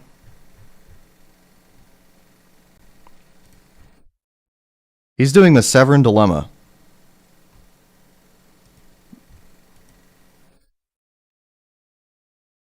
W. Saint Severus Yakovos, bro. Are you a Miaphysite? You should not be saying that. He is not a saint, dude. Intrinsic means? Yes, I'm asking you, is it intrinsic or extrinsic from the essence? Yeah, so I don't know why. Okay, you're joking. Well, I don't know why you just. Sir, is it intrinsic or extrinsic? Answer it. Yeah, in the sense that Jesus possesses the nature. Sir, I'm not asking you. By the way, the logicality of the Trinity has nothing to do with the logicality of the Incarnation, like by itself, by the way. Possesses it. I'm asking, does Christ subsist within the hypostasis of the, does Christ hypostasis subsist in the divine essence or outside of the divine essence? Which one? Yeah, if you're meaning in the sense of like time and eternality, yeah, obviously he has. Okay, host, he's not answering it. Okay, let me ask you, right? Bro, what? No. You didn't even let me answer. Okay, it's a true dichotomy. True dichotomy question for us. You can get an answer. You can get an answer, but then please just move on because you guys are just going like. Okay, Can I a just true ask to clarify? dichotomy. Cool, Does can I the ask to person clarify? of Jesus? Bryce J is getting Shubahat right after the word lost. Brother. You think I'm getting Shubahat right now? What planet are you on? Okay, you're allowed clarifiers. Yeah, go ahead. Okay. Okay, This is sad, man. a true dichotomy statement. No third option. Does the person of Jesus subsist intrinsic with the divine essence or extrinsic from the divine This is the freaking Severn essence? dilemma. Which one? Yeah, my clarifying question is: are you referring to like, does the person? Actually, no, this is actually not the Severn dilemma. This is like Agen's argument that he uses. Because here's what I think that this is. He's going to basically say that if it's intrinsic, then therefore suffering is something that's intrinsic to the word. Therefore, the word in of himself suffers, blah, blah, blah. If it's extrinsic, that's not possible because then he doesn't actually possess it. That's what this Is he argument like is. extrinsically in the sense of like being like within a created reality, him being like No, spatially when I say distinct from the essence? extrinsic, I wasn't done with clarification. when I say intrinsic, I wasn't done with the clarification. okay, what's ended? Yeah, you're right. Yeah, it's more like universals and particulars. Go ahead. I'm asking you, your clarifying question, or your question is is Jesus spatially distinct from the divine nature? No one asked that. I'm meaning an ontology. Okay. When I'm asking, does Jesus subsist inside the divine essence or outside the divine essence? Which one? Yeah, what do you mean by inside, intrinsic? What do you mean? Honestly, you could just concede that he exists inside the divine essence. There's nothing wrong with that. Like, there's nothing wrong with just saying that he's intrinsic to the divine When I essence. say- Like, so what? Time is Inside. paused because he's asking clarifiers. The time is paused because the word wins is asking clarifiers. That's why Yeah, it's paused. he's gonna ask infinite amount. Listen, when I say Let me know when inside you're the done with divine the essence, clarifier. Wait, okay, Ahmed, just let him ask the clarifier, answer it, and then we're gonna go back onto it. Okay? okay, I ask your clarifier so we can all be witness to it. Go ahead. Because if you say he's intrinsic to the divine nature, right? Then I'm assuming then he probably would ask, okay, is it intrinsic to the human nature? And then it becomes the false dichotomy. Yeah, It is a false dichotomy when it gets to the human part. what do you mean by intrinsic? Intrinsic Yes. means it's inside the divine essence. It subsists inseparable from the divine essence. It's inside the divine essence. Yeah, so I'm asking you, like, what does that mean? Does it mean that he's possessing this nature? Okay, sure. That he possesses the divine essence entirely, and that he represents. Yo, W word wins, by the way, right now for collapsing it into something that's easily answerable. Because that was a good reroute there The divine essence. to get it to Yeah. that, to get it to where that's what he I'm clarified. excluding all other persons in the being. That's what I refer. No one asked. No one said that. I'm Well, asking. I'm just stating my position. Okay, Like I answered earlier. Okay, so is Jesus and God co-referential? If you're referring to like the being, you can refer to all three persons. But What's a being? Okay, so are you gonna let me respond? If God is a being, then what is he being? Yeah, but what's a being? Are you gonna let me respond to the Go first ahead. question you asked me? To Go the first ahead, question brother. you asked You're me. wasting my time. You're wasting your own time. Pause time. Pause time. You can't get mad because you asked me Look at another this. question. Look at this. Mid Okay, response, bro. okay, listen. If you're gonna ask a clarifier, I'm just gonna put it like this because now we're kind of just wasting time. We spent like 1 minute going back and forth. 1 minute of the time was paused. So you can ask one clarifier, the word wins. No, I was giving a response, not a clarifier. And okay, you can ask, no, but when you pose it as a question, that's the clarifier. I'm gonna unpause it. And then after that, please, let's keep it to one clarifier each. One clarifier per question, okay? But also, you have to like let me like respond to his question because he just like then automatically. let's do this. When you ask the clarifier, okay, he can answer, and then when he asks you a question, you get 30 seconds to answer. Okay. Is that all right? Ahmed, are you cool with that? Yeah, go ahead. All right, perfect. I'm gonna start again. Yeah. So you asked me, is Jesus and God co-referential? Yeah. When we refer to co-referentiality, we're only referring to like if the person, like when we refer to the being, are we referring to all three persons? Yes. So they're co-referential in that sense, but not in the sense of the Father and the Son being co-referential, just in the sense of being. There's your Okay. answer. Okay. Is the Father and the Son the same God but different persons? Yeah. What? In the sense of the Father and the Son being co-referential, just in the sense of being. There's your Okay. answer. Okay. Is the Father and the Son the same God but different persons? Oh, Yeah, they I don't know why I didn't catch that. have the same nature, but two distinct relations. Okay. And what's a nature? Nature is just going to be like the set of essential properties of a Okay. thing. What's an essence now? I believe they're interchangeable. No, they're not.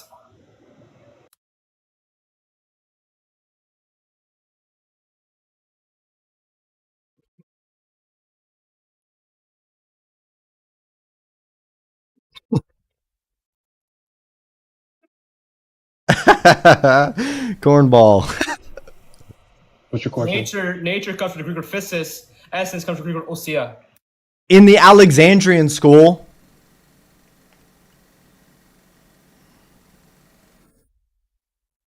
literally that problem only existed in the Alexandrian school, bro.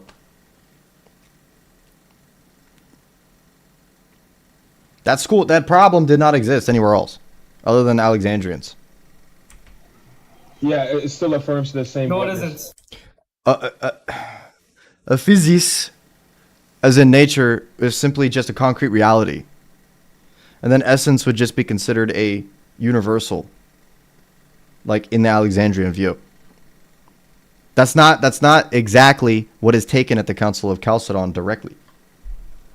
We have a specific wording that we use for nature, and we determine that nature and essence are one, and that hypostasis and prosopon are one.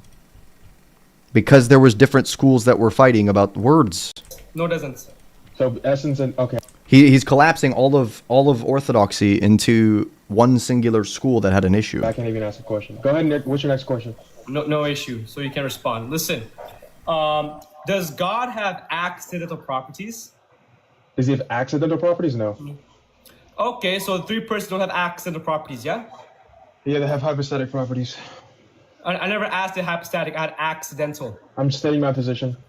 I'm asking a true dichotomy, a yes or a no. Does God, the three persons, do they have accidental properties, yes or no? No. No. Okay, great. For two things to share the same essence, do they must share the same essential properties, yes or no? Oh boy, here we go. He's going to say that paternity is essential. I don't think we don't believe that God has accidents. No word. In substance, yes. Wait, I just said for two things to share the same essence, they must have the same essential properties. A yes or no? Clarifying question. When you refer to thing, are you referring to the who-ness or the whatness? I'm referring to any value of an instance. Yeah, we Which don't is the believe who-ness. that. Which is the who-ness. Thank you. So we don't believe that the persons are instantiations of a universal. No one said instantiations. You just said an instance. I said an instance of a value in formal logic, brother. Not in metaphysics, not on an ontological basis, brother. Pay attention. So listen, I'm asking again. Does Jesus and the Father have the same essential properties? Yes, they have the same essential properties. Okay, and they don't have accidents, yeah? No. Okay, does the Father, was he begotten or not begotten? Paternity. I knew it. How did I... Dude, am I a prophet? I knew he was going to reference the paternity thing. Like, it's ridiculous, bro. Oh my gosh, bro.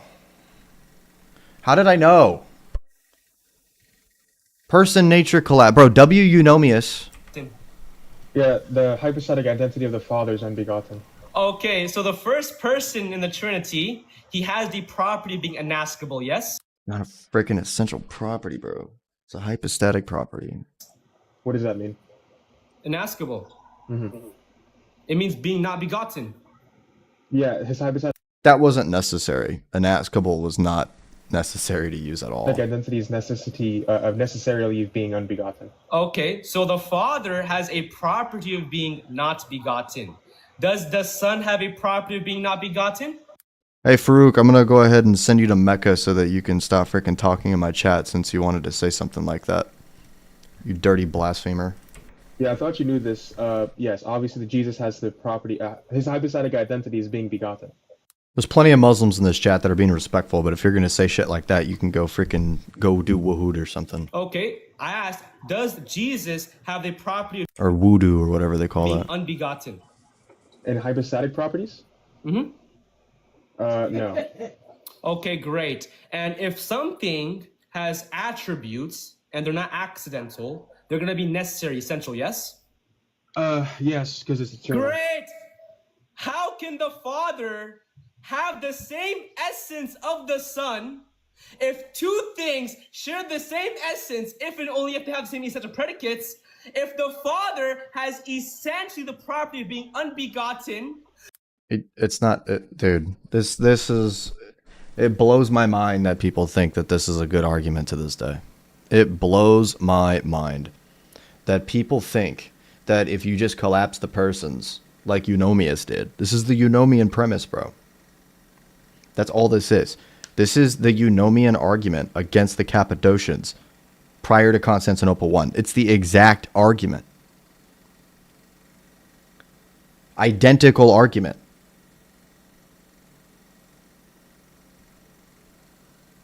Bruh.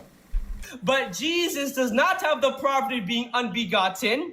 The Father has an essential property that the Son does not have. Not an essential property, bro. Because it's funny because he creates a dichotomy, but it's not an actual dichotomy. Because he'll be like, because if you say like it's not an essential property, they'll just be like, oh, so it's accidental. Does No. my modus opponents, they do not share the same There's a tertium quid there. It's literally just a hypostatic property, and in God everything is necessary. Therefore, it's a necessary hypostatic property. essence, or not consubstantial. You concede, no issue. Listen, you said that He didn't concede that. Jesus is God by predication, yes? Not in the sense of like of him being like an instantiation, but in the sense Who's that he has- instantiation? Who said So instantiation? please, You did in your opening, or your rebuttal. You said that that being God by predication is referring to him as an instance, bro. You literally said that verbatim. I remember. please let me answer. Yeah, when I say like by predication, I'm saying in the sense that not of an instantiation or universal, or that he's like one of a genus, but in the sense that he fully possesses the divine nature. Okay, what framework of the Trinity says that the three persons are going to be God by predication? Well, I just believe as an Eastern Orthodox, that's No, just no, the no. position I hold. Okay, so what's the framework called? What do you mean? What's the framework called? Does Yeah, it need an what's- explanation? What's the Eastern Orthodox framework called for the Trinity? Does it need one? Monarchical. The monarchical It has trinity. one, is identified It's the monarchical trinity. as one. I said in my opening for you. What is it called? Can I ask a clarifier? Mhm. Yeah. So what do you mean by framework? Are you asking me where I obtained this Yeah. information from? No, the framework of the Trinity that distinguishes you from the Latins, the Orientals, that makes you unique against the others. You deny filioque, that's one, right? But you have a framework called, has a name, it's for Eastern Orthodox. What's it called? In Eastern Orthodox? Okay, it's called monarchical Trinitarianism. Yeah, Orientals hold to the monarchical Trinitarian model, bro. So why'd you say that it's different from the Orientals? That's the same model. The Orientals have the same model of the Trinity as we do. They affirm Constantinople I. But I don't even know why he just tried that. And by the way, the Latins of the first millennia also believed in the monarchical Trinity. It's specifically just the Thomists that harp on it.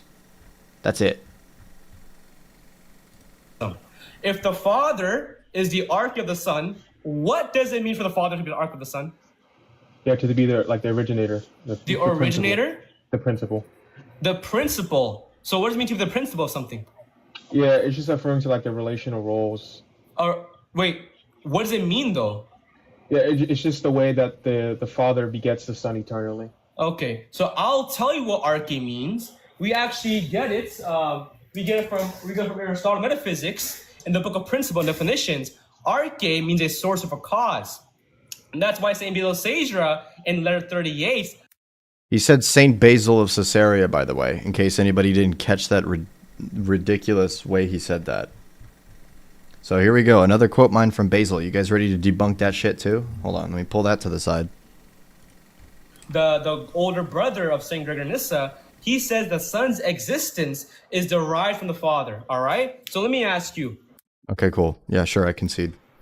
Do you agree that the Father begot the Son? Begetting is an action. You agree? Yes.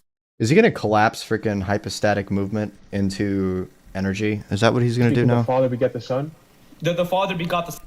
I precog that argument too. Let's see what happens. Yes, from eternity. Okay, no issue. We'll see. And begetting is an action, yes? He's gonna collapse it into energy. Do you hear it? He's about to do it. It's an eternal act, yeah. Okay, it's an action. Okay. Does the genus of action, does it signify the genus of motion? Mean that with action you have motion, you agree? No, because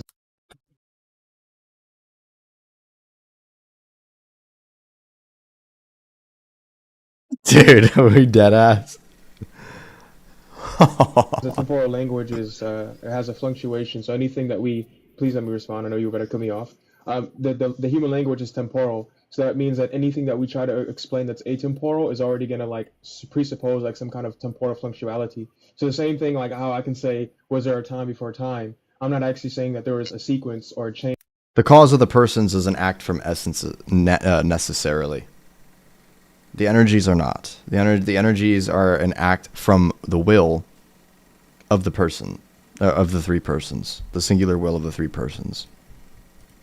So the Son is not willed into existence, right? He naturally comes into existence necessarily. He just is.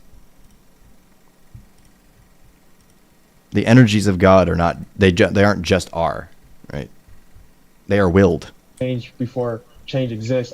They are volitional. The persons are not volitional. It's just that the language is temporal. So anything we explain atemporal is going to always refer to like some kind of temporal functionality. You said language is temporal, yes? Yeah, is it not? Is language universal or particular? What? What?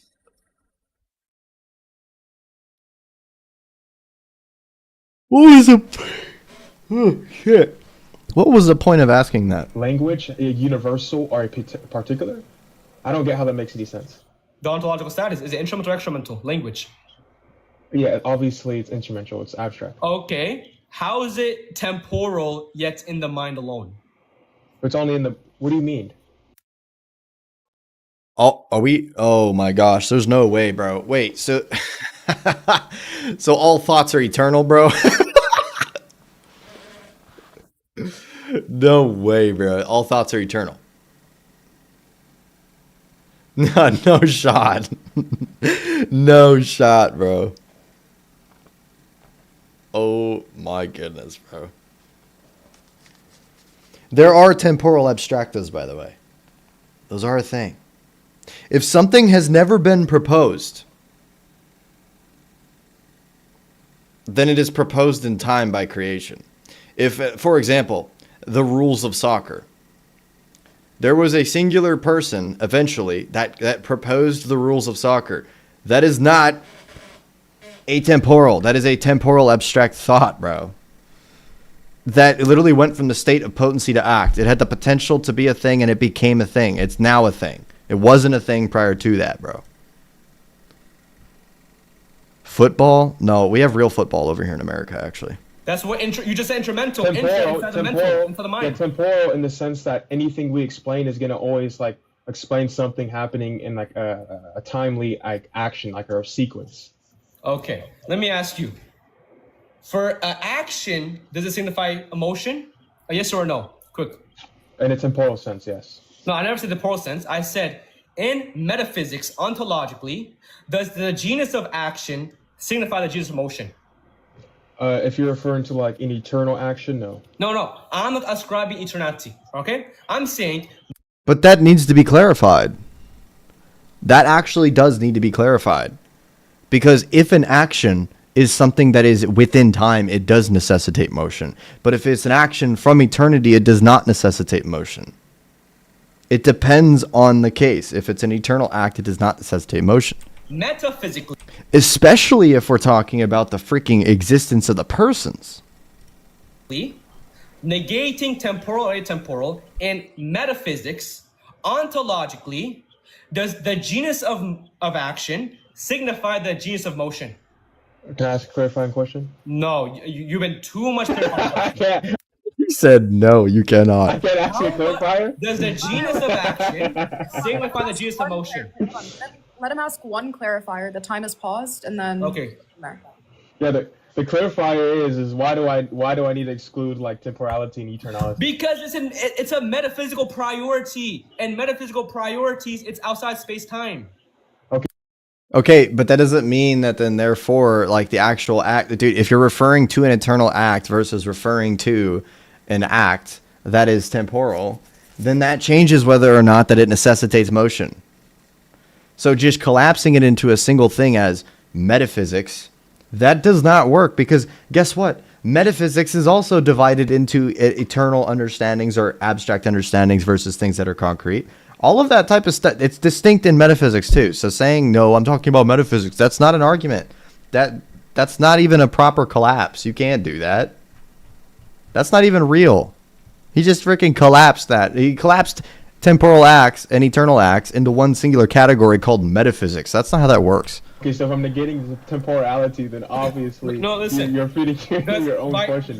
There's a difference between a temporal begetting and an eternal begetting. Very simple. By metaphysical priority, does the genus of action signify the genus of motion?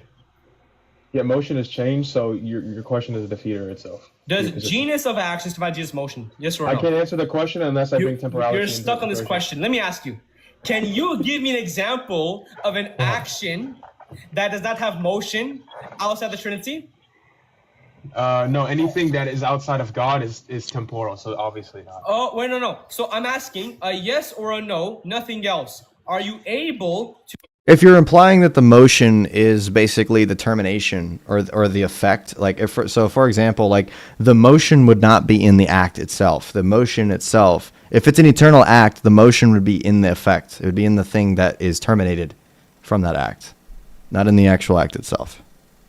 That's not like I don't like you could just say any of God's attributes, like any of God's energies are an example of that. Literally any of them.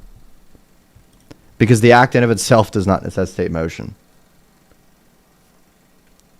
It's whether or not the act itself is temporal or atemporal. If it's eternal, if it's eternal act, then the effect is an emotion. That's motion. But the effect is not identical to God, so it doesn't matter. Give me an example of something that has action but does not have motion outside the Trinity. Well, outside of God, no. No. I never said outside of God. I'm saying. You literally did ask outside of God. You said outside the Trinity. The Trinity is God, bro.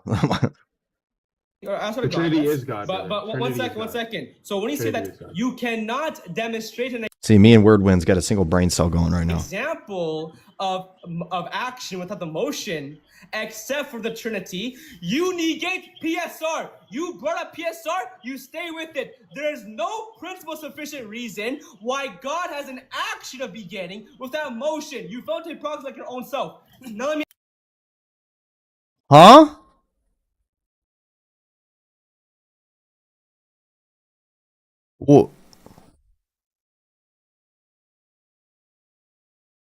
What?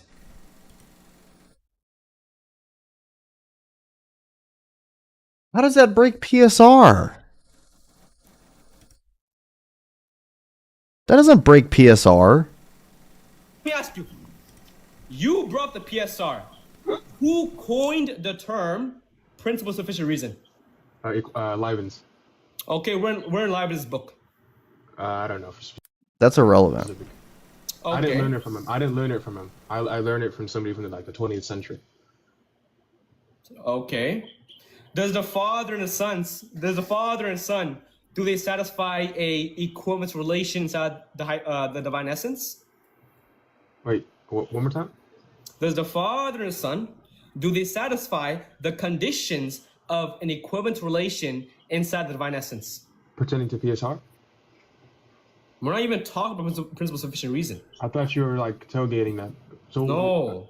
Clarifying question. What is the nature of your question? Does the father... Okay, what are the three conditions for an equivalence relation? Yeah, I don't even know. It must be reflexive. I was about to say I don't get the point of that. It must be symmetric. It must be transitive. Okay? Do you accept RI predicates or ordinary predicates when it comes to divine essence? I'm pretty sure we refer to RI predicates. RI predicates? I'm pretty sure we refer to that, yeah. But you said that Jesus is God by predication, not identity. How can you have an RI predicate but reject the relative identity and hold to predications? You're a coach. Okay, that was a question. You're done. That was a question. You're done. Yeah, accepting God by predication doesn't like negate relational identity. That doesn't make any sense. Cora, that was a question. You're done. Okay, You're well, done. He had asked me a question. You're done. That doesn't like I don't know what that collapse was. Hold on, 1 second. Wait, 1 second. Ahmed, you asked your question. Sorry, you asked your last question. I'm gonna let Word. What Christian?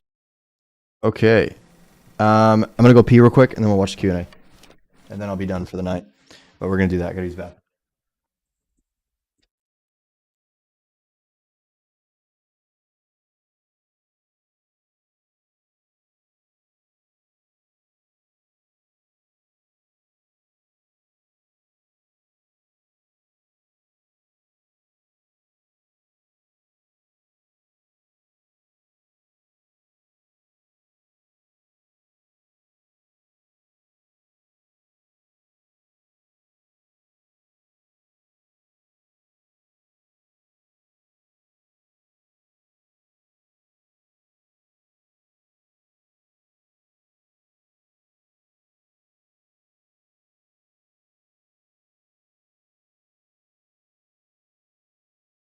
Jeez. Over under on Bryce washing his hands this time, and you guys kind of baited me into it. Questions are in the comments, so they can just pick between them. That wasn't too quick this time. I took my time. More Muslims. I'm gonna be honest. I see more Muslims. Just right. Do you have mod? Mm-hmm. Okay, what you can just pick the Christian then. Go ahead. Let's see. Oh, I see. What's good, man? My thing's kind of lagging a little bit. Give me 1 second. All right, can you hear me? Yeah, so far, the word wins. You definitely secured the W here because like this is just bad. Yeah, we get you, bro. All right. Good job, Word. I think you could have done better on your cross examination. I think you definitely could have done better on you attacking him. Because after he denied passive potency, your entire argument about trying to argue that Allah changes kind of goes out the window. You know what I mean? a question for Ahmed. A long time no see, bro. So can I ask a qualifier real quick? Is that okay? Just ask if you ask your clarifier, but then ask the entire question as a whole. Okay, yeah. To reduce back and forths. Yeah, okay. Yeah, that's not a problem. Okay, so if Allah would not command anybody to prostrate to anybody other than himself, then obviously he's entitled to people worshiping him alone. So let's take a look. Chapter 27, verse 24 through 26, Satan commands others to prostrate to others instead of Allah. So if Satan's the one that guides other people to prostrate to others instead of God, what does this have to do with the logicality of Tawheed? then chapter 7, verse 11, Allah commanded someone to prostrate to others than himself. So is Satan Allah? Is he a second God? No, that's not false. It's non sequitur. Satan doesn't guide people. He misguides. He doesn't That doesn't have anything to do with Tawheed. guide people to prostrate. Wait, hold on. The word wins gets to comment, so you can go ahead and give an answer as well, and then we can move on. I bet it was a good question. To be honest, I don't know too much about it, so I have no response to that one. Hi, Roma. Hey, host. Why are you laughing? Well, assalamu alaikum. Wa alaikum salam. Just to clarify clarifier. I just want to make sure. Word you take from Palamas, right? Oh, here we go. Palamas? Yeah. Well, I'm still converting to Eastern Orthodoxy, so I haven't fully read everybody. That's their guy, though, essentially. Because look, you're obviously confused when it comes to like the whole time debate, like God being radically mutable versus immutable, temporal, atemporal, all this stuff. So look, He's gonna probably quote the section where he says that not all of the energies have a beginning, or that some of the energies have a beginning. I'm calling it now. Palamas says that God has eternal energies, but he also has that there's energies that are uncreated. They're not each identical to each other, which is going to be his operations, his actions, but they're not all without beginning.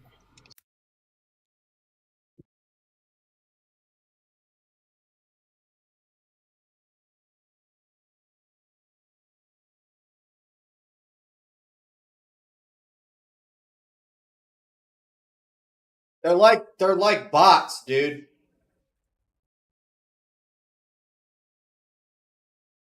They're bots.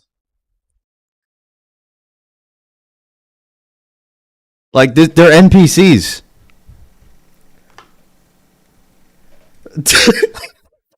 So there's uncreated energies that are not all without beginning. That section specifically is in the triads. I think it's in triads 1. It explicitly states that the ones that are not without beginning is referring to the manifestation of said action. It's not referring to the actual energy in of itself. St. Gregory Palamas refers to energy or energia in two different ways. He refers to it as the act itself, and he also refers to it as the manifestation of that act, which does have a beginning. Some of them do not have a beginning. Some of the manifestations do not have a beginning. Like, for example, love. That is eternal. That is there is no beginning to that in any sense. There is no beginning to that. There is a beginning to the way in which justice manifests on the planet.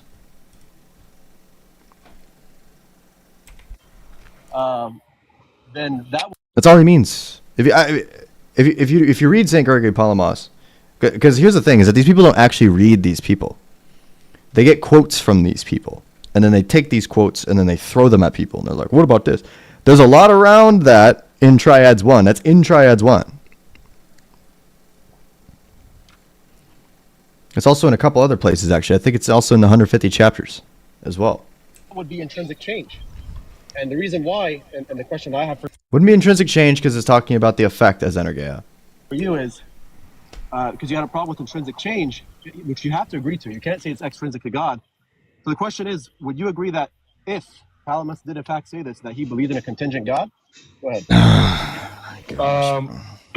Yeah, I believe contingency and eternality are two different things that contradict each other, so I don't think that you're actually representing Palamas correctly. That's my answer.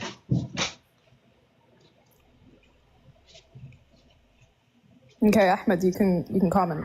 You got like. I'm gonna be nice. I'm saying this not with arrogancy. I'm actually being serious. I'll tell you what Palamas says. Word. So pretty much, because you don't know about Palamas, I'll tell you. Palamas means that God can have theophany, and theophany is a manifestation of divine essence through his energies, right? Because God's essence, according to in your religion, God's essence is above the universe. It transcends. Maximus Confession, Patrona Greca, he says that God's essence is neither being nor being. What the hell did he just say from St. Because God's essence, according to in your religion, God's essence is above the universe. It transcends. Maximus Confession, Patrona Greca, he says. In the Patrologia Graeca, that's...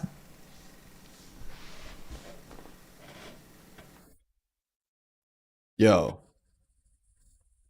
The Patrologia Graeca is a compilation of all of the Eastern Fathers into one singular book. The Patrologia Graeca is not a work of St. Maximus the Confessor.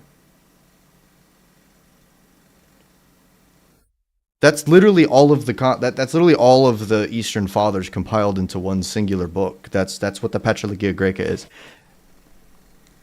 There are works of St. Maximus in the Patrologia Graeca.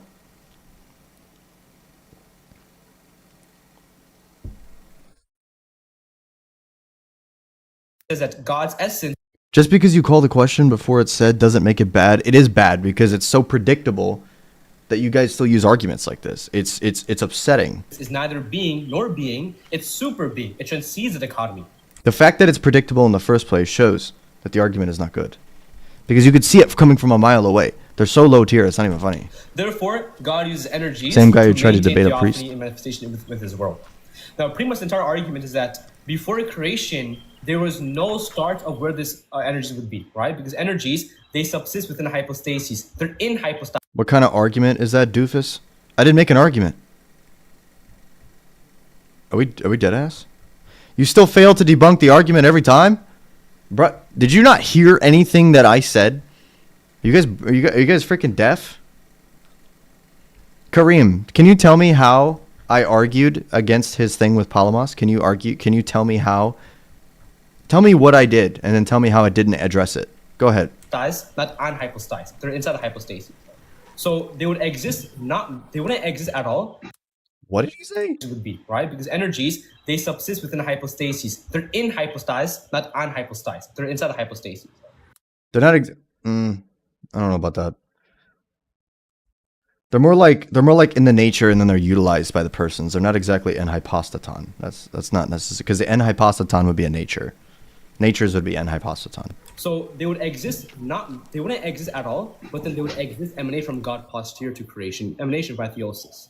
So the thing is, your God have intrinsic change too, because not only do you call your God, not only do you call the essence God, but you call the energies God also, according to 150 chapters. I'll be chapter 75. Okay, all right, wrap it up. 30 seconds. I was over 30 seconds, so. All right, and I believe it is Ahmed's turn to get questioned. You can pick whatever, Christian. Everything you said is still invalid. You still haven't stated what I said. So please explain what my argument even was. Since you know it was bad and that it was invalid, please state what my argument was. Because if you know it's invalid, then you know what my argument was. So please go on. Since you have mod. I'm going to go ahead and give you a chance to answer. And if you don't decide to answer, I'm just going to send you to Mecca just like everyone else. It's all good. See. Yeah, there's barely any Christians requesting. Then you can watch from the nosebleeds. Wonder why. All right, bro. I believe, yep, that's a Christian. And by the way, can the moderators, the Christians in the comments, please stop unmuting the blasphemers? Itachi is in the comments muting You want to debate this topic? What topic do you want to debate people specifically? who blaspheme. So please stop Yeah, you guys unmuting. don't unmute anyone, actually. If they're muted, leave them muted for the rest of the live. Thank you. All right, one of the chosen. Yo, what up, guys? Hey, great job, Word. You did a great job, brother. Hey, Appreciate it, bro. my question for you is, what's the revelation in the Quran? Because I've been told that the Quran itself is the revelation, but revelation, by definition, is something being revealed that was unknown. And we have revelation in the Torah. We have Is he doing the fucking Islamic dilemma, bro?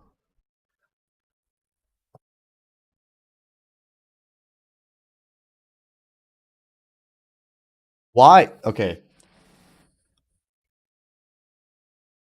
Every single time that I review these debates, I'm going to say this right now. Christians are so... I don't want to say this. I really don't want to say this, bro.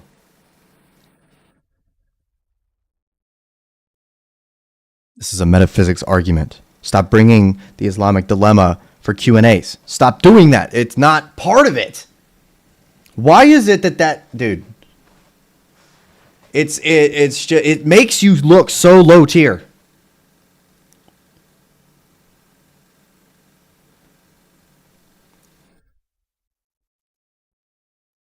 Holy moly, man.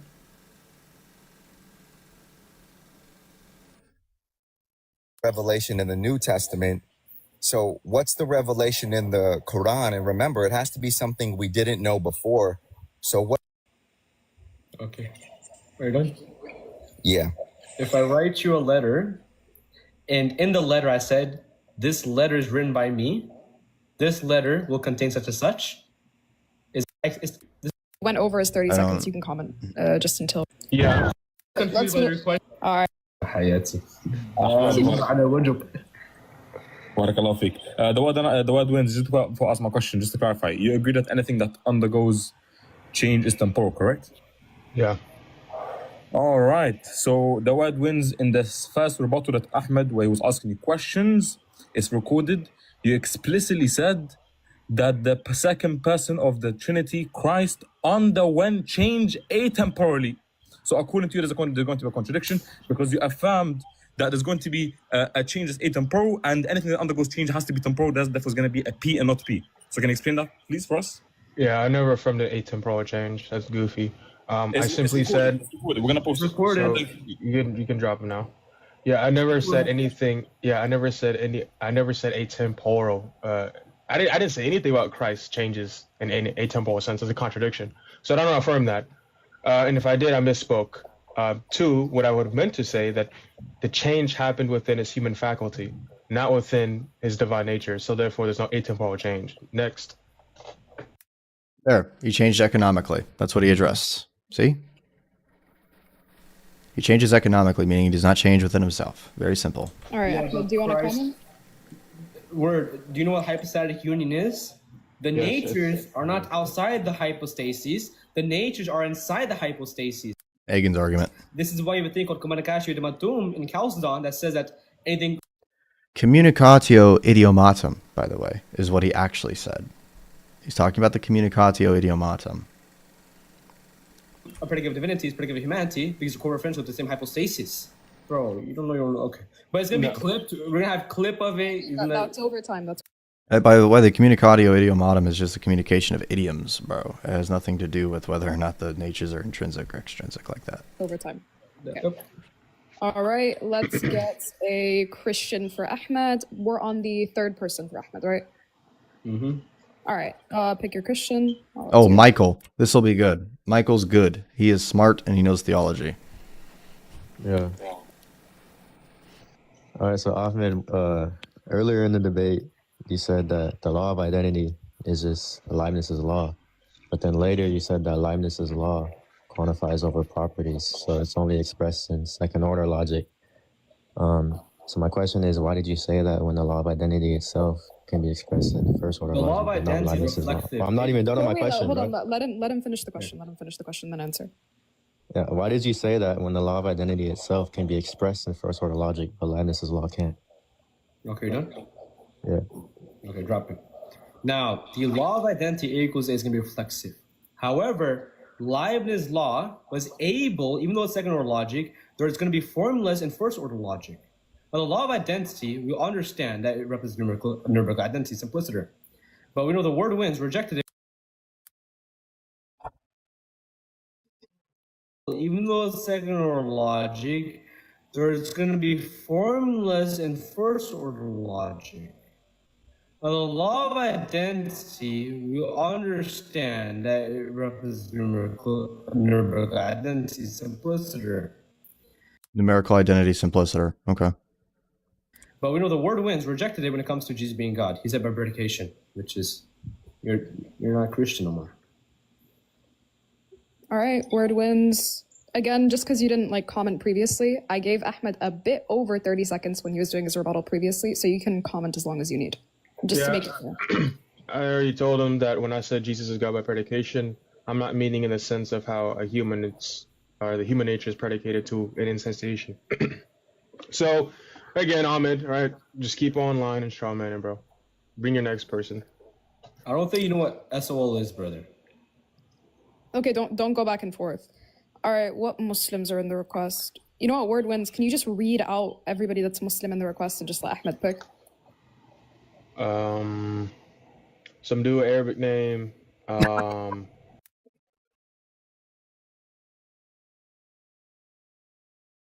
Imam Dawood, Sarah. If you're requesting, just say rise me. No, I'll see. Christians do not comment rise me. Someone said Kimpora ask. I don't know if that's against the rules. Let Itachi pick. No, I don't want this dude. You already have a dude, bro. You already have a dude, bro. It's too late. Who picked him? That's if he wants to touch you, it's fine. No, wait. I didn't even pick this dude. Who picked him? I don't know, Dude, chill. Damn. Word, are you stupid? Chill. I do, bro. Don't go back and forth, man. Damn. Okay. Yeah, issues, bro. Okay. Okay, is there any Muslims in the request that you recognize? And if not, then Itachi's in the comments. He's saying, Itachi, if you're still down there, just pick whatever Muslim you want and bring them up. Yeah, Itachi. Because we can't. Quora does not have Bryce, do you accept a formal debate to Tawheed versus Trinity? I don't even really care to freaking critique Tawheed, bro. You could just freaking do something on the Trinity. I don't care. I don't know if I'm allowed to ask questions since I'm the mod. Yeah, but after, you know what's packing Quora. I don't give a shit about critiquing the Tawheed. I legit don't care. I'm scared to debate you. I just said that I just said that I would literally just take an entire just a defense position. I don't care. Oh yeah. Wait. I don't care to just critique clarify Tawheed. there. It's not something that bothers me because you guys got so many different positions of freaking Tawheed. Like I just don't give a shit. Yeah, I'm listening. Duran, are we gonna do an open panel after this, if that's okay? Yeah, we can open it as long as we keep it respectful. It's my only request that Say Muslims less, and say Christians less. alike can keep it academic and not get insulting because we want to make sure that we all can have a good time here. I can't believe I literally just offered him to basically just accept a defense-only position where I'll just show that the Trinity is logical, and they're saying I'm running. It's insane. Just learn. All right, perfect. Mods are not allowed? Yeah, I'm not allowed to ask questions. I'm the mod. Let Itachi pick because we cannot see who's requesting. Gotcha. I'm not having that discussion right now, bro. I'm going to bed after this.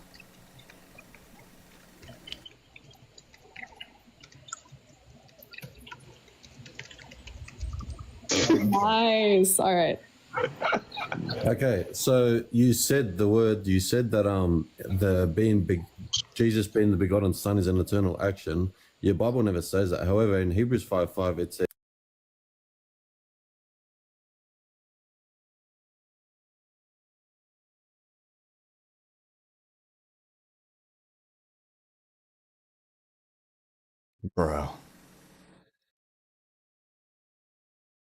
Bro.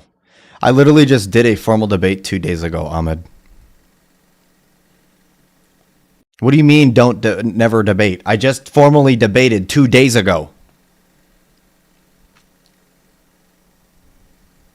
2 days ago. And prior to that, I had one a month prior to that. And I've been doing the open debate lives. I don't care about attacking Tawheed. Like I don't care for it. You guys never have clear positions on like anything. I don't care to even debate that. I will literally just accept something of literally just you trying to show that the Trinity is illogical so that I could just embarrass you. It's fine by me. It says, today I have begotten you. So what happened to the day before that day? Thank you. Yeah, I'm terrified, Omar. I'm willing to defend the Trinity. I'm terrified. Oh goodness, don't even. Ahmed, you know that's silly. Does he need to restate the question or? No, I got it. He can get dropped now. Yeah. If you want to accept it, dude, I'll defend the Trinity. I'll defend the Incarnation. I'll defend whatever you want. I don't care. That's just like a pre-declaration of a statement that's literally just transcribed through the prophets. And again, our language is temporal, so just because it describes something of a temporal functionality, that doesn't mean it's a temporal action, you goofball. I'm sorry, my bad. I'm sorry, Darren. I'm sorry, bro. Lord, forgive me, have mercy on my soul. I'm sorry. That's your answer. All right, Ahmed, 30 seconds to comment. Let's do Incarnation. Dude, you're running from a Trinity defense now? Oh my goodness. Why don't you just do both? Why don't we just do both of them, bro? And then I believe it's one more. Lord, forgive me, have mercy on my soul. Yeah, I said I'll do Trinity, Incarnation, like whatever. Like I'll just defend the Christian metaphysics. Like I don't care. Temporal functionality. That doesn't mean it's a temporal action, you goofball. I'm sorry, my bad. I'm sorry, Darren. I'm sorry, bro. Lord, forgive. Are you not able to attack the Trinity against me? Is that your issue? Like, because I'll do both. I'll definitely do both. The Trinity is embedded in like how we actually argue for the Incarnation. So only arguing for the Incarnation doesn't really make much sense by itself. You know what I mean? Like, I think that's a fair thing to say, right? Give me, have mercy on my soul. I'm sorry. That's your answer. All right, Ahmed, 30 seconds to comment, and then I believe it's one more Christian, and then one more. Yeah, Muslim. he is just gaslighting me. I'm just gonna keep doing the debate thing. And then it's wraps. Yeah. Today I begotten you was via human nature. I will multiply church fathers saying that today has been time. When we talk about today, according to Aristotle in physics, because you're a classical philosopher, he says that any declaration of a distinct time will be including time. So today, tomorrow, yesterday, that includes time.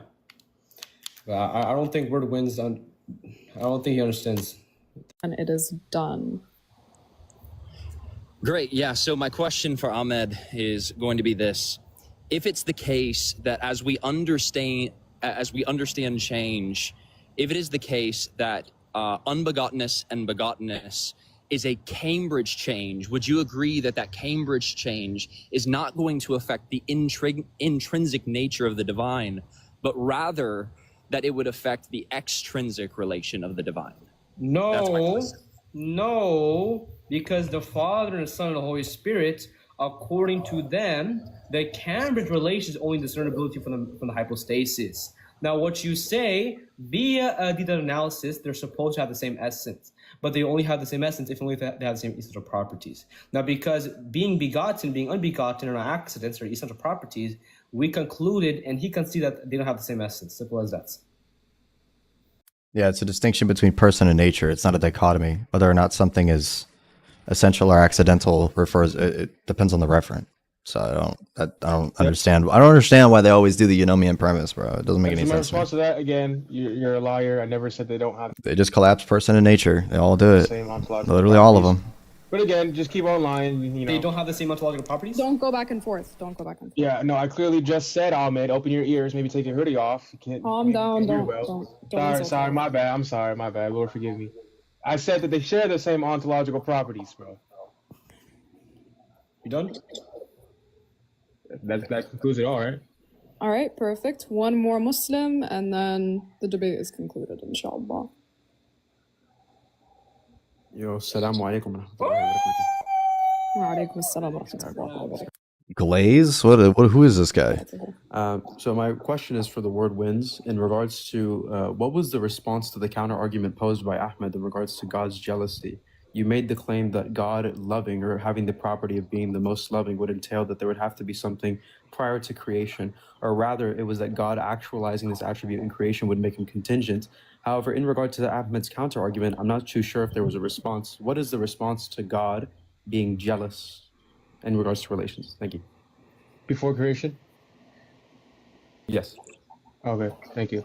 Yeah, I can answer this question very simply and easily, and maybe if other people heard me in my opening statement. I'm not going to say anything until Word answers. Since I don't affirm there's a time to God, so there's no today, there's no here, no after, right now, none of that. So when you say before God or before creation, I don't believe there's a time before time. That's the answer. So no, obviously, like God is not subject to a measurement of when he's giving something or not giving something because it's eternal. Thank you very much. Yeah, God doesn't provide jealousy to anything, by the way. That's anthropomorphic language. God does not actually possess an attribute called jealousy. Jealousy. So all of God's attributes are something that would denote committing an act in some way, shape, or form, or possessing the power to do something. Jealousy, right, in of itself is not something that God performs. God does not perform jealousy. Like it doesn't actually. It's not a property of God. Jealousy is God is jealous, as in like he literally performs love in a way that's anthropomorphic to humans seeing it as jealousy. Doesn't mean he is identical to jealousy, bro. Wow. Cora, can I respond? Yeah, you get 30 seconds to respond, and then this concludes everything. Word, you didn't bake yourself. You Bubba baked yourself. You said that you cannot make affirmative statements about God before time. So you cannot say that Jesus was begotten by the Father before time. You just made a cataphatic intrinsic relation within God before time.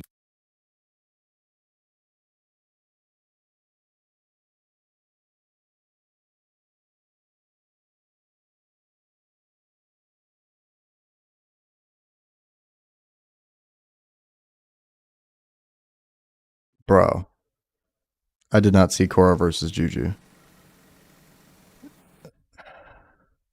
Dude, I'm not even freaking addressing that.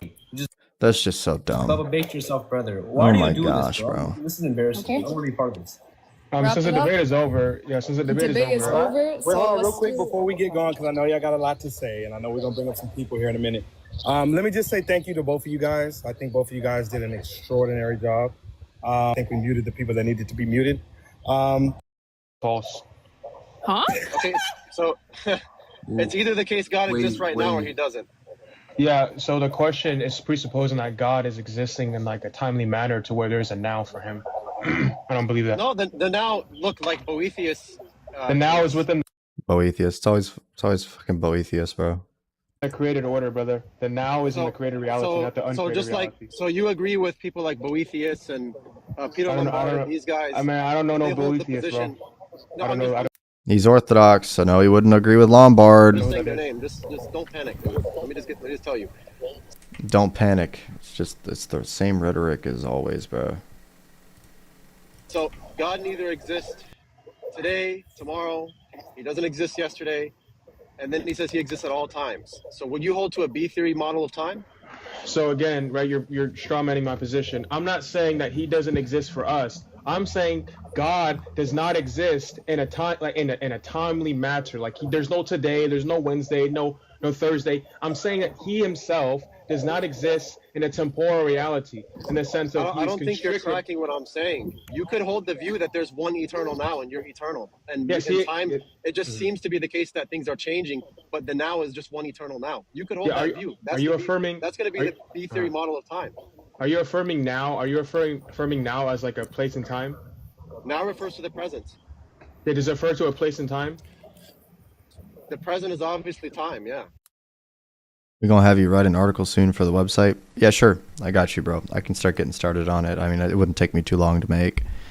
You wanted it on eternal manifestation, right? Is that what it was? Okay, so do I believe that God is subject to time?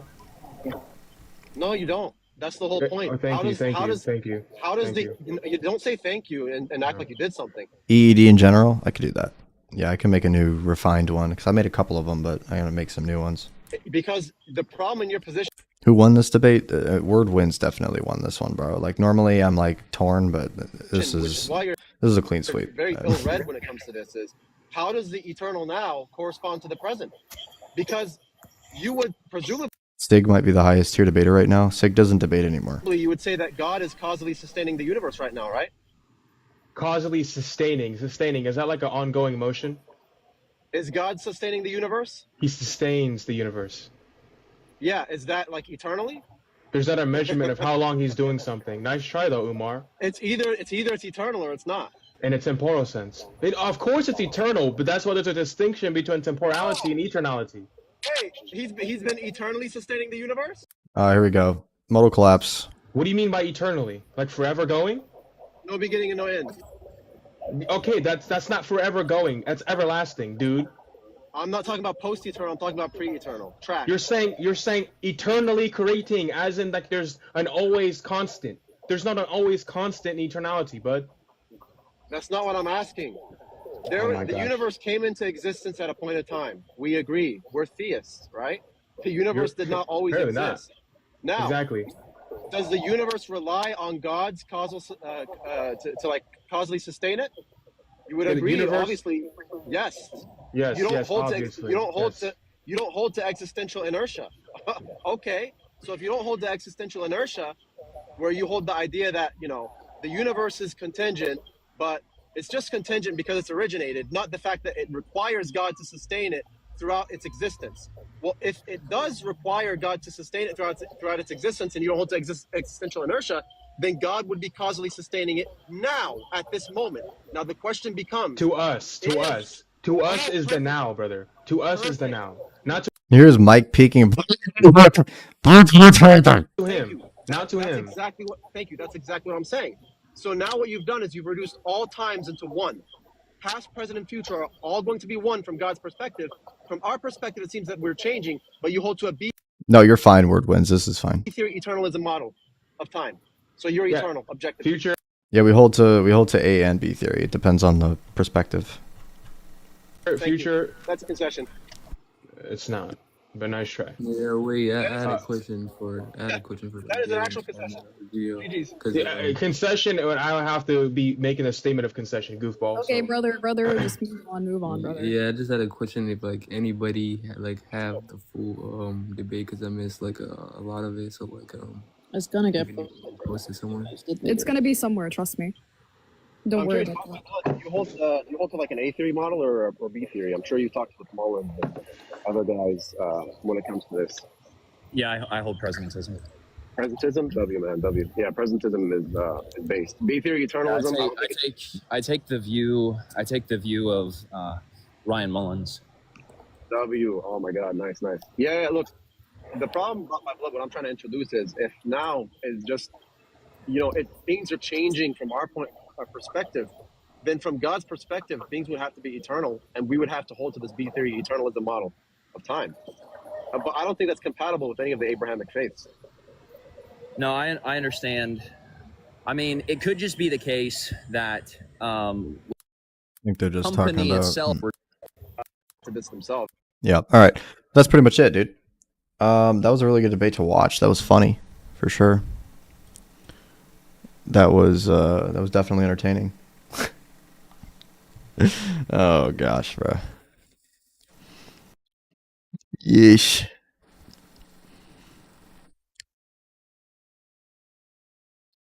Well, all right. Yeah. Time for me to go to bed.